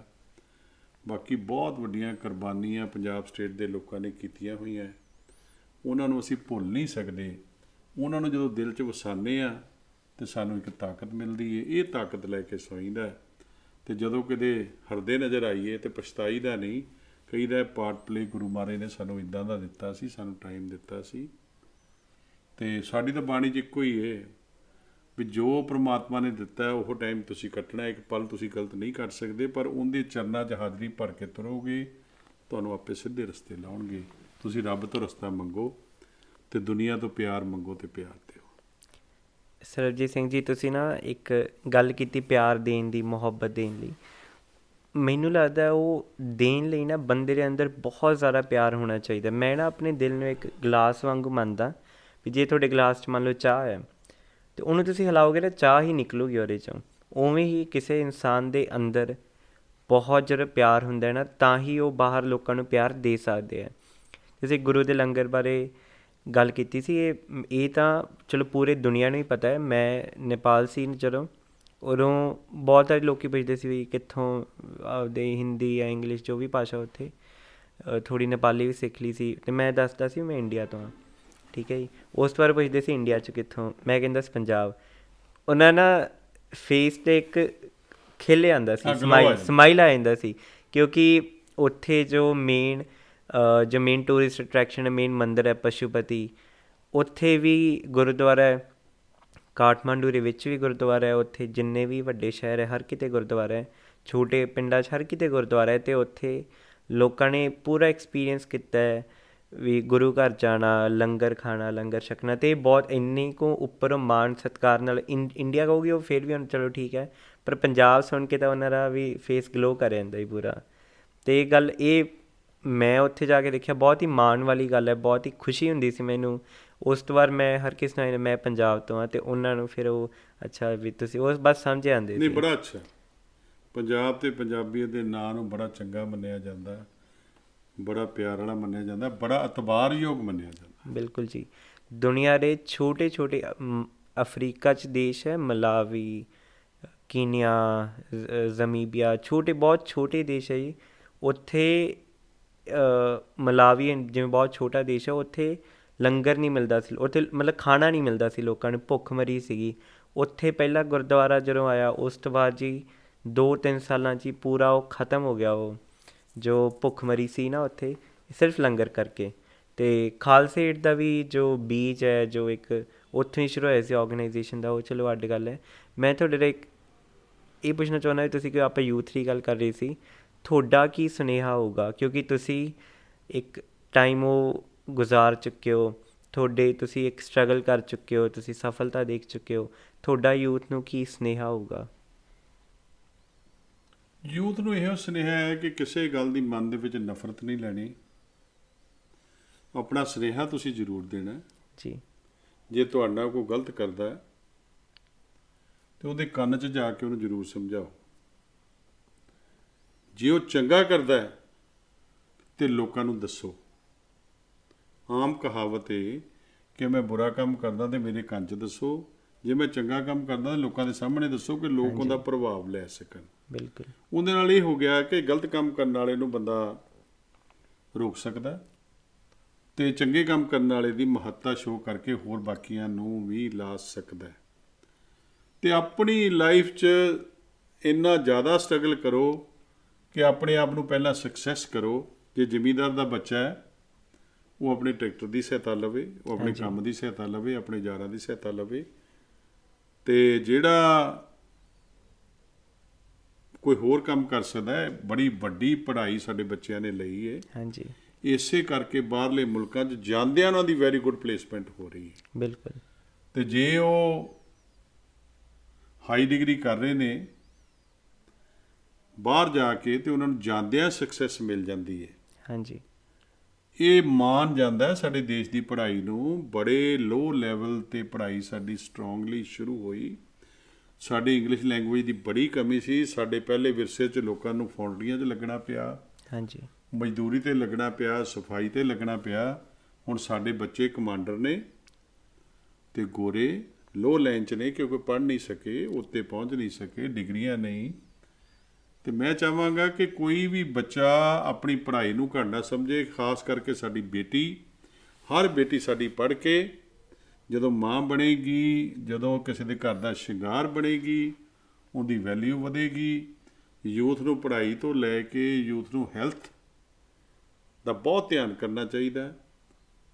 ਯੂਥ ਨੂੰ ਬੜਾ ਗੰਦਾ ਨਾਂ ਦੇ ਦਿੱਤਾ ਸੀ ਕਿ ਯੂਥ ਨਸ਼ਿਆਂ ਨਾਲ ਪੰਜਾਬ ਦਾ ਜੁੜਿਆ। ਕੋਈ ਫਿਲਮਾਂ ਵੀ 2 ਗੰਦੀਆਂ ਬਣ ਗਈਆਂ ਸੀ, ਹਾਂਜੀ ਪਰ ਅਲਟੀਮੇਟਲੀ ਯੂਥ ਨੇ ਧੋਣੇ ਧੋ ਦਿੱਤੇ। ਉਹ ਬਿਲਕੁਲ। ਪਿਆਰੇ ਵੀਰੋ, ਹੋਰ ਧੋ ਦਿਓ, ਕਮਾਲ ਕਰ ਦਿਓ, ਜਿਹੜਾ ਲੋਕ ਸੋਚਣ ਕਿ ਆਹ ਕੰਮ ਕਰਕੇ ਯੂਥ ਨੇ ਦਿਖਾਇਆ। ਜਿਹੜਾ ਸਾਡਾ ਨਹੀਂ ਪੰਜਾਬ ਦਾ ਯੂਥ, ਸਾਨੂੰ ਭਾਰਤ ਮਹਾਨ ਹੈ, ਇਹ ਨਾਰਾ ਕਾਇਮ ਕਰਨਾ ਚਾਹੀਦਾ ਹੈ।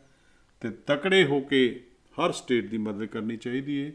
ਜੇ ਅਦਰ ਸਟੇਟ ਤੋਂ ਵੀ ਆਪਣੇ ਕੋਲ ਕੋਈ ਕੰਮ ਕਰਨਾ ਆਉਂਦਾ, ਉਹਨੂੰ ਆਪਣਾ ਭਰਾ ਭਾਈ ਸਮਝ ਕੇ ਅਸੀਂ ਕੰਮ ਵੀ ਜ਼ਿਆਦਾ ਲੈ ਸਕਦੇ ਹਾਂ, ਪਿਆਰ ਵੀ ਜ਼ਿਆਦਾ ਲੈ ਸਕਦੇ ਹਾਂ, ਤੇ ਅਸੀਂ ਉਹਨੂੰ ਦੇ ਵੀ ਜ਼ਿਆਦਾ ਦੇ ਸਕਦੇ ਹਾਂ ਤੇ ਲੈ ਵੀ ਸਕਦੇ ਹਾਂ।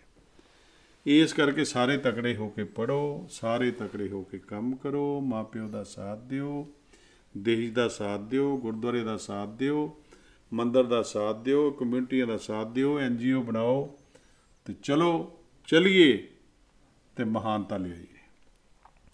ਉੜਦਾ ਪੰਜਾਬ ਕਹਿੰਦੇ ਸੀ ਲੋਕੀ, ਤੇ ਮੈਂ ਹੁਣ ਉਹਨਾਂ ਨੂੰ ਆਏ ਕਹਿੰਦਾ ਵੀ ਉਹ ਦੇਖ ਲਓ ਬੈਠਾ ਉੜਦਾ ਪੰਜਾਬ ਉੱਥੇ ਬਾਹਰ। ਯਾਰ ਉੜਦਾ ਪੰਜਾਬ ਮੈਂ 15 ਮਿੰਟਾਂ ਦੀ ਫਿਲਮ ਛੱਡ ਕੇ ਆ ਗਿਆ ਸੀ। ਬਿਲਕੁਲ ਜੀ, ਐਡੀ ਬਕਵਾਸ, ਇੰਨੀਆਂ ਗਾਲਾਂ, ਇੰਨਾ ਗਲਤ ਤਰੀਕਾ। ਉਹ ਮੈਂ ਕਿਹਾ ਸਾਡੇ ਤਾਂ ਜੁੱਤੀ ਬਰਾਬਰ ਨਹੀਂ ਜਿਹੜਾ ਸਾਡਾ ਯੂਥ ਆ ਤੇ ਸਾਡੇ ਲੋਕ ਨੇ। ਤੇ ਵੈਸੇ ਇਹੋ ਜਿਹੀਆਂ ਫਿਲਮਾਂ ਬਣਨੀ ਨਹੀਂ ਦੇਣੀਆਂ ਚਾਹੀਦੀਆਂ, ਸੈਂਸਰ ਕਰ ਦੇਣੀਆਂ ਚਾਹੀਦੀਆਂ। ਕੋਈ ਪਤਾ ਨਹੀਂ ਬਾਹਰ ਬੈਠਾ ਕੀ ਦੇਖੇਗਾ ਸਾਡੀ ਮੂਵੀ ਨੂੰ। ਅੱਜ ਤਾਂ ਨੈੱਟ ਤੇ ਦੂਜੇ ਦਿਨ ਮੂਵੀ ਚਲੀ ਜਾਂਦੀ ਹੈ। ਬਿਲਕੁਲ ਜੀ। ਤੇ ਜੇ ਸਾਨੂੰ ਸੋਚੇਗਾ ਪਤਾ ਨਹੀਂ ਪੰਜਾਬ ਹੈ ਹੀ ਇਦਾਂ ਦਾ। ਸਾਡਾ ਪੰਜਾਬ ਤਾਂ ਬੜਾ ਖੁਸ਼ਹਾਲ ਆ। ਅਸਲੀ ਅਮੀਰ ਵਿਰਸਾ ਸਾਡਾ ਹੈ। ਇਹ ਬਾਹਰਲੇ ਲੋਕ ਭੁੱਲ ਜਾਣ ਵੀ ਅਸੀਂ ਅਮੀਰ ਹਾਂ। ਅਸਲੀ ਅਮੀਰ ਵਿਰਸਾ ਸਾਡਾ। ਹਾਂਜੀ। ਜਾ ਕੇ ਲੋਕਾਂ ਦੀਆਂ ਹਵੇਲੀਆਂ ਦੇਖੋ, ਲੋਕਾਂ ਦੇ ਘਰ ਵੇਖੋ, ਸਾਡੇ 5 ਸਟਾਰ ਹੋਟਲ ਵੇਖੋ, ਸਾਡੀਆਂ ਸਰਵਿਸ ਦੇਖੋ, ਸਾਡੇ ਇੰਡੀਆ ਦੀ ਸਰਵਿਸ ਦੇਖੋ। ਕਿਸੇ ਗੱਲ ਦੀ ਕਮੀ ਨਹੀਂ। ਇੱਕ ਕਮੀ ਹੈ ਤੇ ਕਰਪਸ਼ਨ ਦਾ ਬੜਾ ਬੋਲਬਾਲਾ ਹੈ। ਬਿਲਕੁਲ। ਹਰ ਬੰਦਾ ਤਨਖਾਹ ਤੇ ਨਹੀਂ ਹੈਗਾ। ਚੰਦ ਲੋਕ ਬਹੁਤ ਵਧੀਆ ਸੇਵਾ ਕਰਦੇ ਨੇ ਪਰ ਪਿਸ ਜਾਂਦੇ ਨੇ, ਉਹਨਾਂ ਦੀ ਪੋਸਟਿੰਗ ਨਹੀਂ ਚੰਗੀ ਥਾਂ ਹੁੰਦੀ। ਤੇ ਜਿਹੜੇ ਦੂਜੇ ਨੇ ਮੌਜਾਂ ਲੈਂਦੇ ਨੇ ਤੇ ਲੋਕਾਂ ਨੂੰ ਦੁੱਖ ਦਿੰਦੇ ਨੇ, ਪ੍ਰਮੋਸ਼ਨ ਹੀ ਨਹੀਂ ਲੈ ਪੈਂਦੇ, ਪ੍ਰਮੋਸ਼ਨ ਨਹੀਂ ਲੈ ਪੈਂਦੇ। ਹਾਂ, ਜਿਹੜੀ ਕਰਪਸ਼ਨ ਹੈ ਨਾ ਜੀ, ਇਹ ਬੰਦ ਹੋ ਜਾਏ ਕਿਤੇ। ਮੈਂ ਕਹਿੰਦਾ ਸੈਲਰੀਆਂ ਭਾਵੇਂ ਹੋਰ ਵਧਾ ਲਓ, ਨੌਕਰੀਆਂ ਹੋਰ ਘੱਟ ਕਰ ਦਿਓ, ਕਿਉਂਕਿ ਸਰਕਾਰਾਂ ਨੇ ਇੱਕ ਹੋਰ ਕੰਮ ਕਰ ਲਿਆ, ਨਵੀਆਂ ਨੌਕਰੀਆਂ ਦਿੱਤੀਆਂ ਨਹੀਂ, ਦੇ ਨਹੀਂ ਸਕਦੇ, ਪੈਸਾ ਹੈ ਨਹੀਂ। ਪਰ ਲੇਕਿਨ ਉਹ ਜਿਹੜਾ ਇੱਕ ਬੰਦਾ ਜਿੱਥੇ 20 ਬੰਦੇ ਕੰਮ ਕਰਦੇ ਸੀ ਉੱਥੇ ਇੱਕ ਰਹਿ ਗਿਆ, ਉਹਦੀ ਮਨੋਪਲੀ ਹੋ ਗਈ। ਇਹਨਾਂ ਕੋਲ ਬੰਦੇ ਕੋਈ ਨਹੀਂ। ਸਾਫ਼ ਜਵਾਬ ਦੇ ਦਿੰਦੇ ਨੇ ਅਫਸਰ, ਸਾਡੇ ਕੋਲ ਤਾਂ ਬੰਦੇ ਹੀ ਹੈ ਨਹੀਂ ਜੀ। ਆ ਬਿਜਲੀ ਮਹਿਕਮੇ ਦੇ ਕਿੰਨੇ ਬੰਦੇ ਹੁੰਦੇ ਸੀ, ਹੈ ਹੀ ਨਹੀਂ। ਹਾਂਜੀ। ਅੱਜ ਸਾਫ਼ ਜਵਾਬ ਮਿਲਦਾ ਹੈ ਕਿ ਸਾਡੇ ਕੋਲ ਬੰਦੇ ਤਾਂ ਠੇਕੇਦਾਰ ਹੈ ਜੀ, ਇਹਦੇ ਕੋਈ ਕਰਾਉਣਾ ਪੈਣਾ ਜੀ, ਫੋਨ ਹੀ ਚੱਲਦੇ। ਬਸ ਗੱਲ ਆ ਵੀ ਕਿੱਥੇ ਕਿੰਨੇ ਬੰਦੇ ਹੁੰਦੇ ਸੀ, ਉਹੀ ਦੇਸ਼ ਸੀ, ਉਹੀ ਤਰੀਕਾ ਸੀ। ਪਰ ਚਲੋ ਕੰਪਿਊਟਰਾਈਜ਼ ਯੁੱਗ ਆ ਗਿਆ, ਬਾਹਲੇ ਬੰਦਿਆਂ ਦੀ ਲੋੜ ਨਹੀਂ। ਉਸ ਗੱਲ ਤੇ ਘਟਾ ਦੇਣੇ ਚਾਹੀਦੇ ਨੇ। ਕੰਪਿਊਟਰ ਬੜਾ ਕੰਮ ਕਰਦਾ। ਨਵੀਂ ਲੇਟੈਸਟ ਗੱਲ ਦੇ ਮਗਰ ਤੁਰਨਾ ਚਾਹੀਦਾ, ਔਨਲਾਈਨ ਤੁਰਨਾ ਚਾਹੀਦਾ। ਹੁਣ ਠੇਕੇ ਔਨਲਾਈਨ ਦੇਣੇ ਸ਼ੁਰੂ ਕੀਤੇ ਨੇ। ਅੱਜ ਟੋਲ ਟੈਕਸ ਲੱਗ ਗਏ ਨੇ। ਇੱਕ ਵਾਰੀ ਅਸੀਂ ਟੈਕਸ ਦਿੰਦੇ ਹਾਂ, ਦੂਜੀ ਵਾਰੀ ਸਾਨੂੰ ਟੋਲ ਟੈਕਸ ਦੇਣਾ ਪੈ ਜਾਂਦਾ। ਜਦ ਰੋਡ ਟੈਕਸ ਦੇ ਦਿੱਤਾ ਫਿਰ ਕਾਹਦਾ ਟੋਲ ਟੈਕਸ। ਬਿਲਕੁਲ। ਪਰ ਇਹ ਫੈਸ਼ਨ ਬਣ ਗਿਆ ਕਿ ਹਿੱਲਾਂਗੇ, ਕਰਾਂਗੇ, ਸਾਥ ਦਿਆਂਗੇ, ਪਰ ਇਨਵਾਇਰਮੈਂਟ ਵਧੀਆ ਹੋ ਗਿਆ। ਇੱਥੋਂ ਲੈ ਕੇ ਦਿੱਲੀ ਜਾਓ, ਉਹਨਾਂ ਟਾਈਮ ਟ੍ਰੇਨ ਤੇ, ਉਹਨਾਂ ਟਾਈਮ ਕਾਰ ਤੇ। ਬਿਲਕੁਲ। ਪੰਜਾਬ ਦੇ ਵਿੱਚ ਤੁਸੀਂ ਬਠਿੰਡੇ ਜਾਂਦੇ ਹੋ, ਤੁਸੀਂ ਬਠਿੰਡੇ ਦੇ ਬੈਠੇ ਹੋ ਤੇ ਵੇਖੋ ਕਦੀ ਚੌਂਕ ਦੇਖੇ ਸੀ, ਕਦੀ ਸੜਕਾਂ ਦੇਖੀਆਂ ਸੀ? ਇਹ ਸਾਰੀਆਂ ਕਿਹਨੇ ਬਣਾਈਆਂ? ਇਹ ਸਾਰੀਆਂ ਸ਼੍ਰੋਮਣੀ ਅਕਾਲੀ ਦਲ ਨੇ ਬਣਾਈਆਂ, ਭਾਵੇਂ ਸੈਂਟਰ ਦੀ ਮਦਦ ਨਾਲ ਬਣਾਈਆਂ, ਭਾਵੇਂ ਆਪਣੀ ਮਦਦ ਨਾਲ ਬਣਾਈਆਂ। ਇਹ ਸਾਰੀ ਕਾਢ ਸੁਖਬੀਰ ਸਿੰਘ ਬਾਦਲ ਤੇ ਪ੍ਰਕਾਸ਼ ਸਿੰਘ ਬਾਦਲ ਦੀ ਸੀਗੀ ਕਿ ਕਿਵੇਂ ਮੈਂ ਆਪਣੇ ਪੰਜਾਬ ਨੂੰ ਸੁੱਖ ਦੇ ਸਕਦਾ, ਕਿਵੇਂ ਮੈਂ ਗੁਰਧਾਮਾਂ ਦੀ ਸੇਵਾ ਕਰ ਸਕਦਾ, ਕਿਵੇਂ ਗੁਰਧਾਮ ਬਣਾਏ ਨੇ, ਕਿਵੇਂ ਚੁਕਵੇਦਾ ਦਰਬਾਰ ਸਾਹਿਬ ਦਾ ਬਣਾਇਆ, ਭਗਵਾਨ ਵਾਲਮੀਕ ਜੀ ਦਾ ਅਸਥਾਨ ਕਿੰਨੀ ਦੇਰ ਤੋਂ ਕਮਿਊਨਿਟੀ ਮੰਗਦੀ ਸੀ, ਬਣਾ ਕੇ ਦਿੱਤਾ। ਗੁਰੂ ਰਵਿਦਾਸ ਮਹਾਰਾਜ ਜੀ ਦੇ ਗੁਰੂ ਘਰ ਦੇ ਵਿੱਚ ਸੇਵਾ ਕੀਤੀ ਹੈ। ਬਾਕੀ ਹਰ ਧਰਮ ਵੀ ਸਾਡੀ ਇੱਕ ਸਾਰਿਆਂ ਨਾਲੋਂ ਵੱਡੀ ਨਸੀਹਤ ਦਾ ਅਦਾਰਾ ਹੈ, ਉਹਨੂੰ ਹੋਰ ਮਹਾਨ ਬਣਾਉਣਾ ਚਾਹੀਦਾ। ਪਰ ਇੱਕ ਦੂਜੇ ਦੇ ਧਰਮ 'ਤੇ ਵਿਸ਼ਵਾਸ ਕਰਕੇ, ਜਿਵੇਂ ਪੰਜਾਬ ਦਾ ਮਾਹੌਲ ਇਸ ਵੇਲੇ ਸਹੀ ਚੱਲ ਰਿਹਾ, ਉਸੇ ਤਰੀਕੇ ਨਾਲ ਚਲਾਉਣਾ ਚਾਹੀਦਾ। ਕੋਈ ਹਿੰਦੂ ਸਿੱਖ ਨਹੀਂ ਹੋਣਾ ਚਾਹੀਦਾ, ਸਭ ਬਰਾਬਰ ਰਹਿਣੇ ਚਾਹੀਦੇ ਨੇ। ਆ ਪਿਛਲੇ ਨੁਕਸਾਨ ਦਾ ਕਾਰਨ ਅੱਜ ਅਸੀਂ ਕੋਈ ਇੱਕ ਦੂਜੇ ਤੋਂ ਦੂਰ ਨਹੀਂ, ਕੋਈ ਦੁਕਾਨਦਾਰ ਦੂਰ ਨਹੀਂ, ਕੋਈ ਵਪਾਰੀ ਦੂਰ ਨਹੀਂ, ਕੋਈ ਕਿਸਾਨ ਦੂਰ ਨਹੀਂ। ਇੱਕ ਪਾਰਟੀ ਤੋਂ ਦੂਰ ਆ ਵੀ ਇਹ ਪਾਰਟੀ ਨੇ ਕਿਉਂ ਗਲਤ ਫੈਸਲਾ ਕੀਤਾ, ਤੇ ਉਹ ਪਾਰਟੀ ਨੂੰ ਸਹੀ ਕਰਨਾ ਪਵੇਗਾ ਜਦੋਂ ਸਾਰੇ ਜਣੇ ਪੂਰਾ ਜ਼ੋਰ ਲਾਉਣਗੇ। ਮੇਰੇ ਨਾਲ ਆਖਰੀ 2 ਸਵਾਲ ਹੈ, ਤੇ ਇਹ ਜੋ ਸਵਾਲ ਹੈ ਨਾ, ਇਹ ਬਹੁਤ ਮੈਨੂੰ ਬਹੁਤ ਜ਼ਰੂਰੀ ਹੈ, ਤੇ ਜੋ ਵੀ ਸੁਣ ਰਿਹਾ ਇਹਨਾਂ ਨੂੰ ਉਹਨਾਂ ਲਈ ਵੀ ਬਹੁਤ ਹੀ ਜ਼ਰੂਰੀ, ਬਹੁਤ ਹੀ ਇੰਪੋਰਟੈਂਟ ਸਵਾਲ ਮੈਂ ਕਹੂੰਗਾ। ਜਿਹੜਾ ਯੂਥ ਪੋਲੀਟਿਕਸ 'ਚ ਸੋਚ ਰਹੇ ਨੇ ਵੀ ਮੈਂ ਪੋਲੀਟਿਕਸ 'ਚ ਜਾਵਾਂ, ਲੋਕਾਂ ਦੀ ਸੇਵਾ ਕਰਾਂ ਕਿ ਨਾ, ਉਹ ਇੱਕ ਮੀਡੀਆ, ਤੁਸੀਂ ਸੋਸ਼ਲ ਮੀਡੀਆ 'ਤੇ ਵੀ ਗੱਲ ਕਰ ਰਹੇ ਸੀ, ਉਹ ਮੀਡੀਆ ਨੇ ਨਾ ਇੱਕ ਬੜੀ ਗੰਦੀ ਇਮੇਜ ਬਣਾਤੀ ਹੈ। ਫਿਲਮਾਂ ਵੀ ਆ ਗਈਆਂ ਜੀ, ਸੋਸ਼ਲ ਮੀਡੀਆ, ਪ੍ਰਿੰਟ ਮੀਡੀਆ ਵੀ ਕਿਤੇ ਨਾ ਕਿਤੇ ਅੱਜ ਕੱਲ੍ਹ ਕਿਸੇ ਤਰੀਕੇ ਨਾਲ ਕਲੰਕ ਲਾ ਰਿਹਾ ਹੈ, ਠੀਕ ਹੈ। ਅਤੇ ਉਹ ਇੱਕ ਕੋਈ ਇਮੇਜ ਹੈ ਨਾ, ਉਹ ਬਹੁਤ ਹੀ ਖਰਾਬ ਇਮੇਜ ਬਣ ਚੁੱਕੀ ਹੈ ਕਈ ਮਾਮਲਿਆਂ 'ਚ। ਉਹ ਹੁਣ ਤੇ ਤੁਸੀਂ ਕਿਉਂਕਿ ਹੋ ਪੋਲੀਟਿਕਸ, ਤੁਹਾਨੂੰ ਸੱਚਾਈ ਪਤਾ ਹੋਊਗੀ, ਜਿਹੜੀ ਸੱਚਾਈ ਕਦੇ ਆਉਂਦੀ ਨਹੀਂ ਸਾਹਮਣੇ, ਠੀਕ ਹੈ ਜੀ। ਉਹਦੇ ਕਰਕੇ ਵੀ ਤੁਸੀਂ ਕੀ ਸੁਨੇਹਾ ਦੇਣਾ, ਤੁਸੀਂ ਕੀ ਕਲੈਰੀਫਾਈ, ਕੀ ਸੁਨੇਹਾ ਦੇਣਾ ਚਾਹੁੰਦੇ ਹੋ ਯੂਥ ਨੂੰ, ਕਿ ਜੋ ਸੋਚ ਰਿਹਾ ਵੀ ਹਾਂ ਮੈਂ ਪੋਲੀਟਿਕਸ 'ਚ ਜਾਵਾਂ ਕਿ ਨਹੀਂ, ਉਹ ਤੁਹਾਡੇ ਲਈ, ਉਹਨਾਂ ਲਈ ਕੀ ਸੁਨੇਹਾ ਹੋਏਗਾ ਤੁਹਾਡਾ? ਦੇਖੋ, ਪੋਲੀਟਿਕਸ ਦੇ ਵਿੱਚ ਮੈਂ ਤਾਂ ਇਨਵੋਲਵਮੈਂਟ ਹੀ ਯੂਥ ਦੀ ਪੋਲੀਟਿਕਸ ਕਰਦਾ ਜੀ। ਮੈਂ ਜਦੋਂ ਕਾਉਂਸਲਰ ਕਿਸੇ ਨੂੰ ਚੁਣਦਾ ਤੇ ਮੈਂ ਉਹਨੂੰ ਚੁਣਦਾ ਯੂਥ ਵੇਖ ਕੇ, ਉਹਦੀ ਪੜ੍ਹਾਈ ਦੇਖ ਕੇ, ਉਹਦੀ ਤਾਕਤ ਦੇਖ ਕੇ, ਉਹਦੀ ਚਾਲ ਵੇਖ ਕੇ, ਕੀ ਇਹ ਡੇਅਰ ਕਰੇਗਾ ਕੰਮ ਕਰਾਉਣ ਦੇ ਵਿੱਚ, ਕੀ ਇਹ ਗਲੀ ਗਲੀ ਜਾਏਗਾ। ਜੇ ਮੇਰੀ ਉਹ ਬਾਡੀ ਥੜਲੀ ਠੀਕ ਆ ਤੇ ਮੈਂ ਆਪੇ ਜਿੱਤ ਜਾਵਾਂਗਾ। ਜੇ ਮੇਰਾ ਬੰਦਾ ਥੜਲਾ ਕੋਈ ਕੰਮ ਨਹੀਂ ਕਰੇਗਾ, ਮੈਂ ਨਹੀਂ ਜਿੱਤ ਪਾਵਾਂਗਾ। ਪਹਿਲਾ ਸੁਨੇਹਾ ਤਾਂ ਮੇਰਾ ਇਹ ਆ ਕਿ ਨੌਜਵਾਨ 2-4 ਸਾਲ ਥਿੜਕਣਗੇ, ਐਕਸਪੀਰੀਅੰਸ ਲੈਣਗੇ, ਫਿਰ ਬੜੇ ਸਟਰੋਂਗ ਹੋ ਕੇ ਨਿਕਲਣਗੇ। 100%। ਸਾਡੇ ਸ਼ਹਿਰ 'ਚ ਬੜੇ ਨੌਜਵਾਨ ਨਿਕਲੇ ਨੇ ਜਿਹੜੇ ਆਜ਼ਾਦ ਵੀ ਜਿੱਤੇ ਨੇ। ਉਹਨਾਂ ਨੇ ਪਾਰਟੀ ਨਹੀਂ ਦੇਖੀ, ਆਜ਼ਾਦ ਜਿਤਾਤਾ, ਪਰ ਉਹ ਲਗਾਤਾਰ ਜਿੱਤ ਰਹੇ ਨੇ, ਲਗਾਤਾਰ ਸੇਵਾ ਕਰ ਰਹੇ ਨੇ। ਕੌਂਸਲਰ ਤੋਂ MLA ਬਣੇ ਨੇ, ਅੱਜ ਵੀ ਐਗਜ਼ਾਮਪਲ ਆ। ਭਾਵੇਂ ਅਦਰ ਪਾਰਟੀ ਦੇ ਬਣੇ ਨੇ, ਹੁਣ ਵੇਖੋ ਰਿੰਕੂ ਬਣੇ ਨੇ, ਉਹ ਕੌਂਸਲਰ ਸੀ। ਬੇਰੀ ਬਣੇ ਨੇ, ਉਹ ਕੌਂਸਲਰ ਸੀ। ਰਾਜਾ ਜੀ ਮੇਹਰ ਬਣੇ ਨੇ, ਉਹ ਕੌਂਸਲਰ ਸੀ। ਇਹ ਉਹਨਾਂ ਦੇ ਕੌਂਸਲਰ ਬਣਨ ਦੇ ਨਾਲ ਤਾਂ ਆਏ ਨੇ। ਸਾਡੇ ਲਗਾਤਾਰ 5-5 ਵਾਰੀ ਬੰਦੇ ਜਿੱਤੇ ਨੇ। ਹੁਣ ਉਹਦੇ ਵਿੱਚ ਇਹ ਅਨੁਭਵ ਹੈ ਕਿ ਠੀਕ ਹੈ, ਪੁਰਾਣੇ ਬਜ਼ੁਰਗ ਜਿਹੜੇ ਨੇ, ਵੱਡੇ ਨੇ, ਉਹਨਾਂ ਦੀ ਤਾਂ ਉਦਾਹਰਨ ਬਣੀ ਹੈ ਨਾ ਵੀ ਜੇ ਤੁਸੀਂ ਕਿਤੇ ਜਾਣਾ ਨਹੀਂ ਜਾ ਸਕਦੇ, ਭਾਵੇਂ ਟਰੰਕ 'ਚ ਬੰਦ ਕਰਕੇ ਲਿਜਾਓ। ਉਹਨਾਂ ਦੀ ਬੜੀ ਵੱਡੀ ਸੋਚ ਹੈ। ਉਹਨਾਂ ਦਾ ਆਸ਼ੀਰਵਾਦ ਸਾਡੇ ਉੱਪਰ ਚਾਹੀਦਾ ਅਤੇ ਨੌਜਵਾਨਾਂ ਦਾ ਪਹਿਰਾ ਚਾਹੀਦਾ, ਫਿਰ ਅਸੀਂ ਕਿਤੇ ਨਹੀਂ ਜਾ ਸਕਦੇ। ਹੁਣ ਜਿੰਨੇ IAS ਬਣੇ ਨੇ, 30-30 ਸਾਲ ਦੀ ਉਮਰ ਦੇ ਬੱਚੇ IAS ਬਣੇ ਨੇ, ਡਾਕਟਰ ਬਣੇ ਨੇ, MD ਡਾਕਟਰ ਬਣੇ ਨੇ, ਉਹ ਬੜੀ ਸਕਸੈਸ ਨੇ। ਸਾਵੇਂ ਆਪਰੇਸ਼ਨ ਕਰਕੇ ਸੋਚਣਾ, ਸਾਵੇਂ ਪੜ੍ਹ ਕੇ ਕਰਨਾ ਜੀ, ਇਹ ਬੜਾ ਫਰਕ ਹੈ, ਬਹੁਤ ਫਰਕ ਹੈ। ਇਹ ਨੌਜਵਾਨ ਕਰ ਸਕਦਾ। ਅੱਜ ਦੇ ਨੌਜਵਾਨ ਦੀ ਬੜੀ ਹੋਂਦ ਆ। ਬਾਹਰ ਵਰਲਡ 'ਚ ਦੇਖੋ, ਬੜੀ ਹੋਂਦ ਆ। ਬੱਚਾ ਜਾਂਦਾ ਮਗਰੋਂ ਆਪਣੇ ਆਪ ਦੀ ਪਲੇਸਮੈਂਟ ਪਹਿਲਾਂ ਲੈ ਲੈਂਦਾ। ਠੀਕ ਹੈ, ਅਨਪੜ੍ਹਤਾ ਵੀ ਸੀਗੀ, ਬੱਚੇ ਬੜੇ ਆਮ ਘਰਾਂ 'ਚੋਂ ਵੀ ਗਏ, ਉਹਨਾਂ ਨੂੰ ਮਜ਼ਦੂਰੀ ਦੀ ਲੋੜ ਸੀ, ਉਹ ਮਜ਼ਦੂਰੀ 'ਚ ਵੀ ਸਕਸੈਸ ਨੇ, ਡਰਾਈਵਿੰਗ 'ਚ ਵੀ ਸਕਸੈਸ ਨੇ, ਹੋਰ ਗੱਲਾਂ 'ਚ ਵੀ ਸਕਸੈਸ ਨੇ। ਪਰ ਲੇਕਿਨ ਜਿਹੜੀਆਂ ਪੋਸਟਾਂ ਇਹਨਾਂ ਨੇ ਜਾ ਕੇ ਸੰਭਾਲੀਆਂ ਨੇ, ਪੁਲਿਸ ਭਰਤੀ ਹੋਏ ਨੇ, ਬੜੇ ਬੜੇ ਵੱਡੇ ਨਾਂ ਪੈਦਾ ਕੀਤੇ ਨੇ, ਸਾਡੀ ਕੁੜੀਆਂ ਨੇ ਨਾਂ ਪੈਦਾ ਉੱਥੇ ਕੀਤੇ ਨੇ, ਉਹ ਸਾਨੂੰ ਇਸ ਵਿਰਸੇ 'ਚ ਆਉਣਾ ਸਾਰਾ ਕੁਝ। ਜੇ ਸਾਡੀ ਜਨਰੇਸ਼ਨ ਪਾਲਿਸ਼ ਹੋ ਕੇ ਇੰਡੀਆ ਦਾ ਸੋਚੇਗੀ ਤਾਂ ਬੜਾ ਵੱਡਾ ਸੋਚੇਗੀ, ਅਤੇ ਜੇ ਅਸੀਂ ਪਿੱਛੇ ਬੈਠੇ ਰਹਿ ਗਏ ਤਾਂ ਸਾਡਾ ਬੜਾ ਮੁਸ਼ਕਿਲ ਹੋਏਗਾ। ਇਸ ਕਰਕੇ ਪੰਜਾਬ ਅਤੇ ਪੰਜਾਬੀਅਤ ਨੂੰ ਅੱਗੇ ਲਿਜਾਣ ਲਈ ਨੌਜਵਾਨਾਂ ਨੂੰ ਮੋਹਰੇ ਆਉਣਾ ਚਾਹੀਦਾ ਹੈ। ਕਿਸਾਨੀ ਵਾਸਤੇ ਸਾਰਿਆਂ ਨੂੰ ਹੱਲਾ ਮਾਰਨਾ ਚਾਹੀਦਾ ਹੈ। ਹਰ ਬੰਦਾ ਆਪਣੀ ਆਵਾਜ਼ ਕੱਢੋ, ਹਰ ਬੰਦਾ ਧਿਆਨ ਕਰੋ ਅਤੇ ਏਕਾ ਵੀ ਰਵੇ, ਅਤੇ ਸਾਡੀਆਂ ਖੋਹੀਆਂ ਚੀਜ਼ਾਂ ਵਾਪਸ ਆ ਜਾਣ।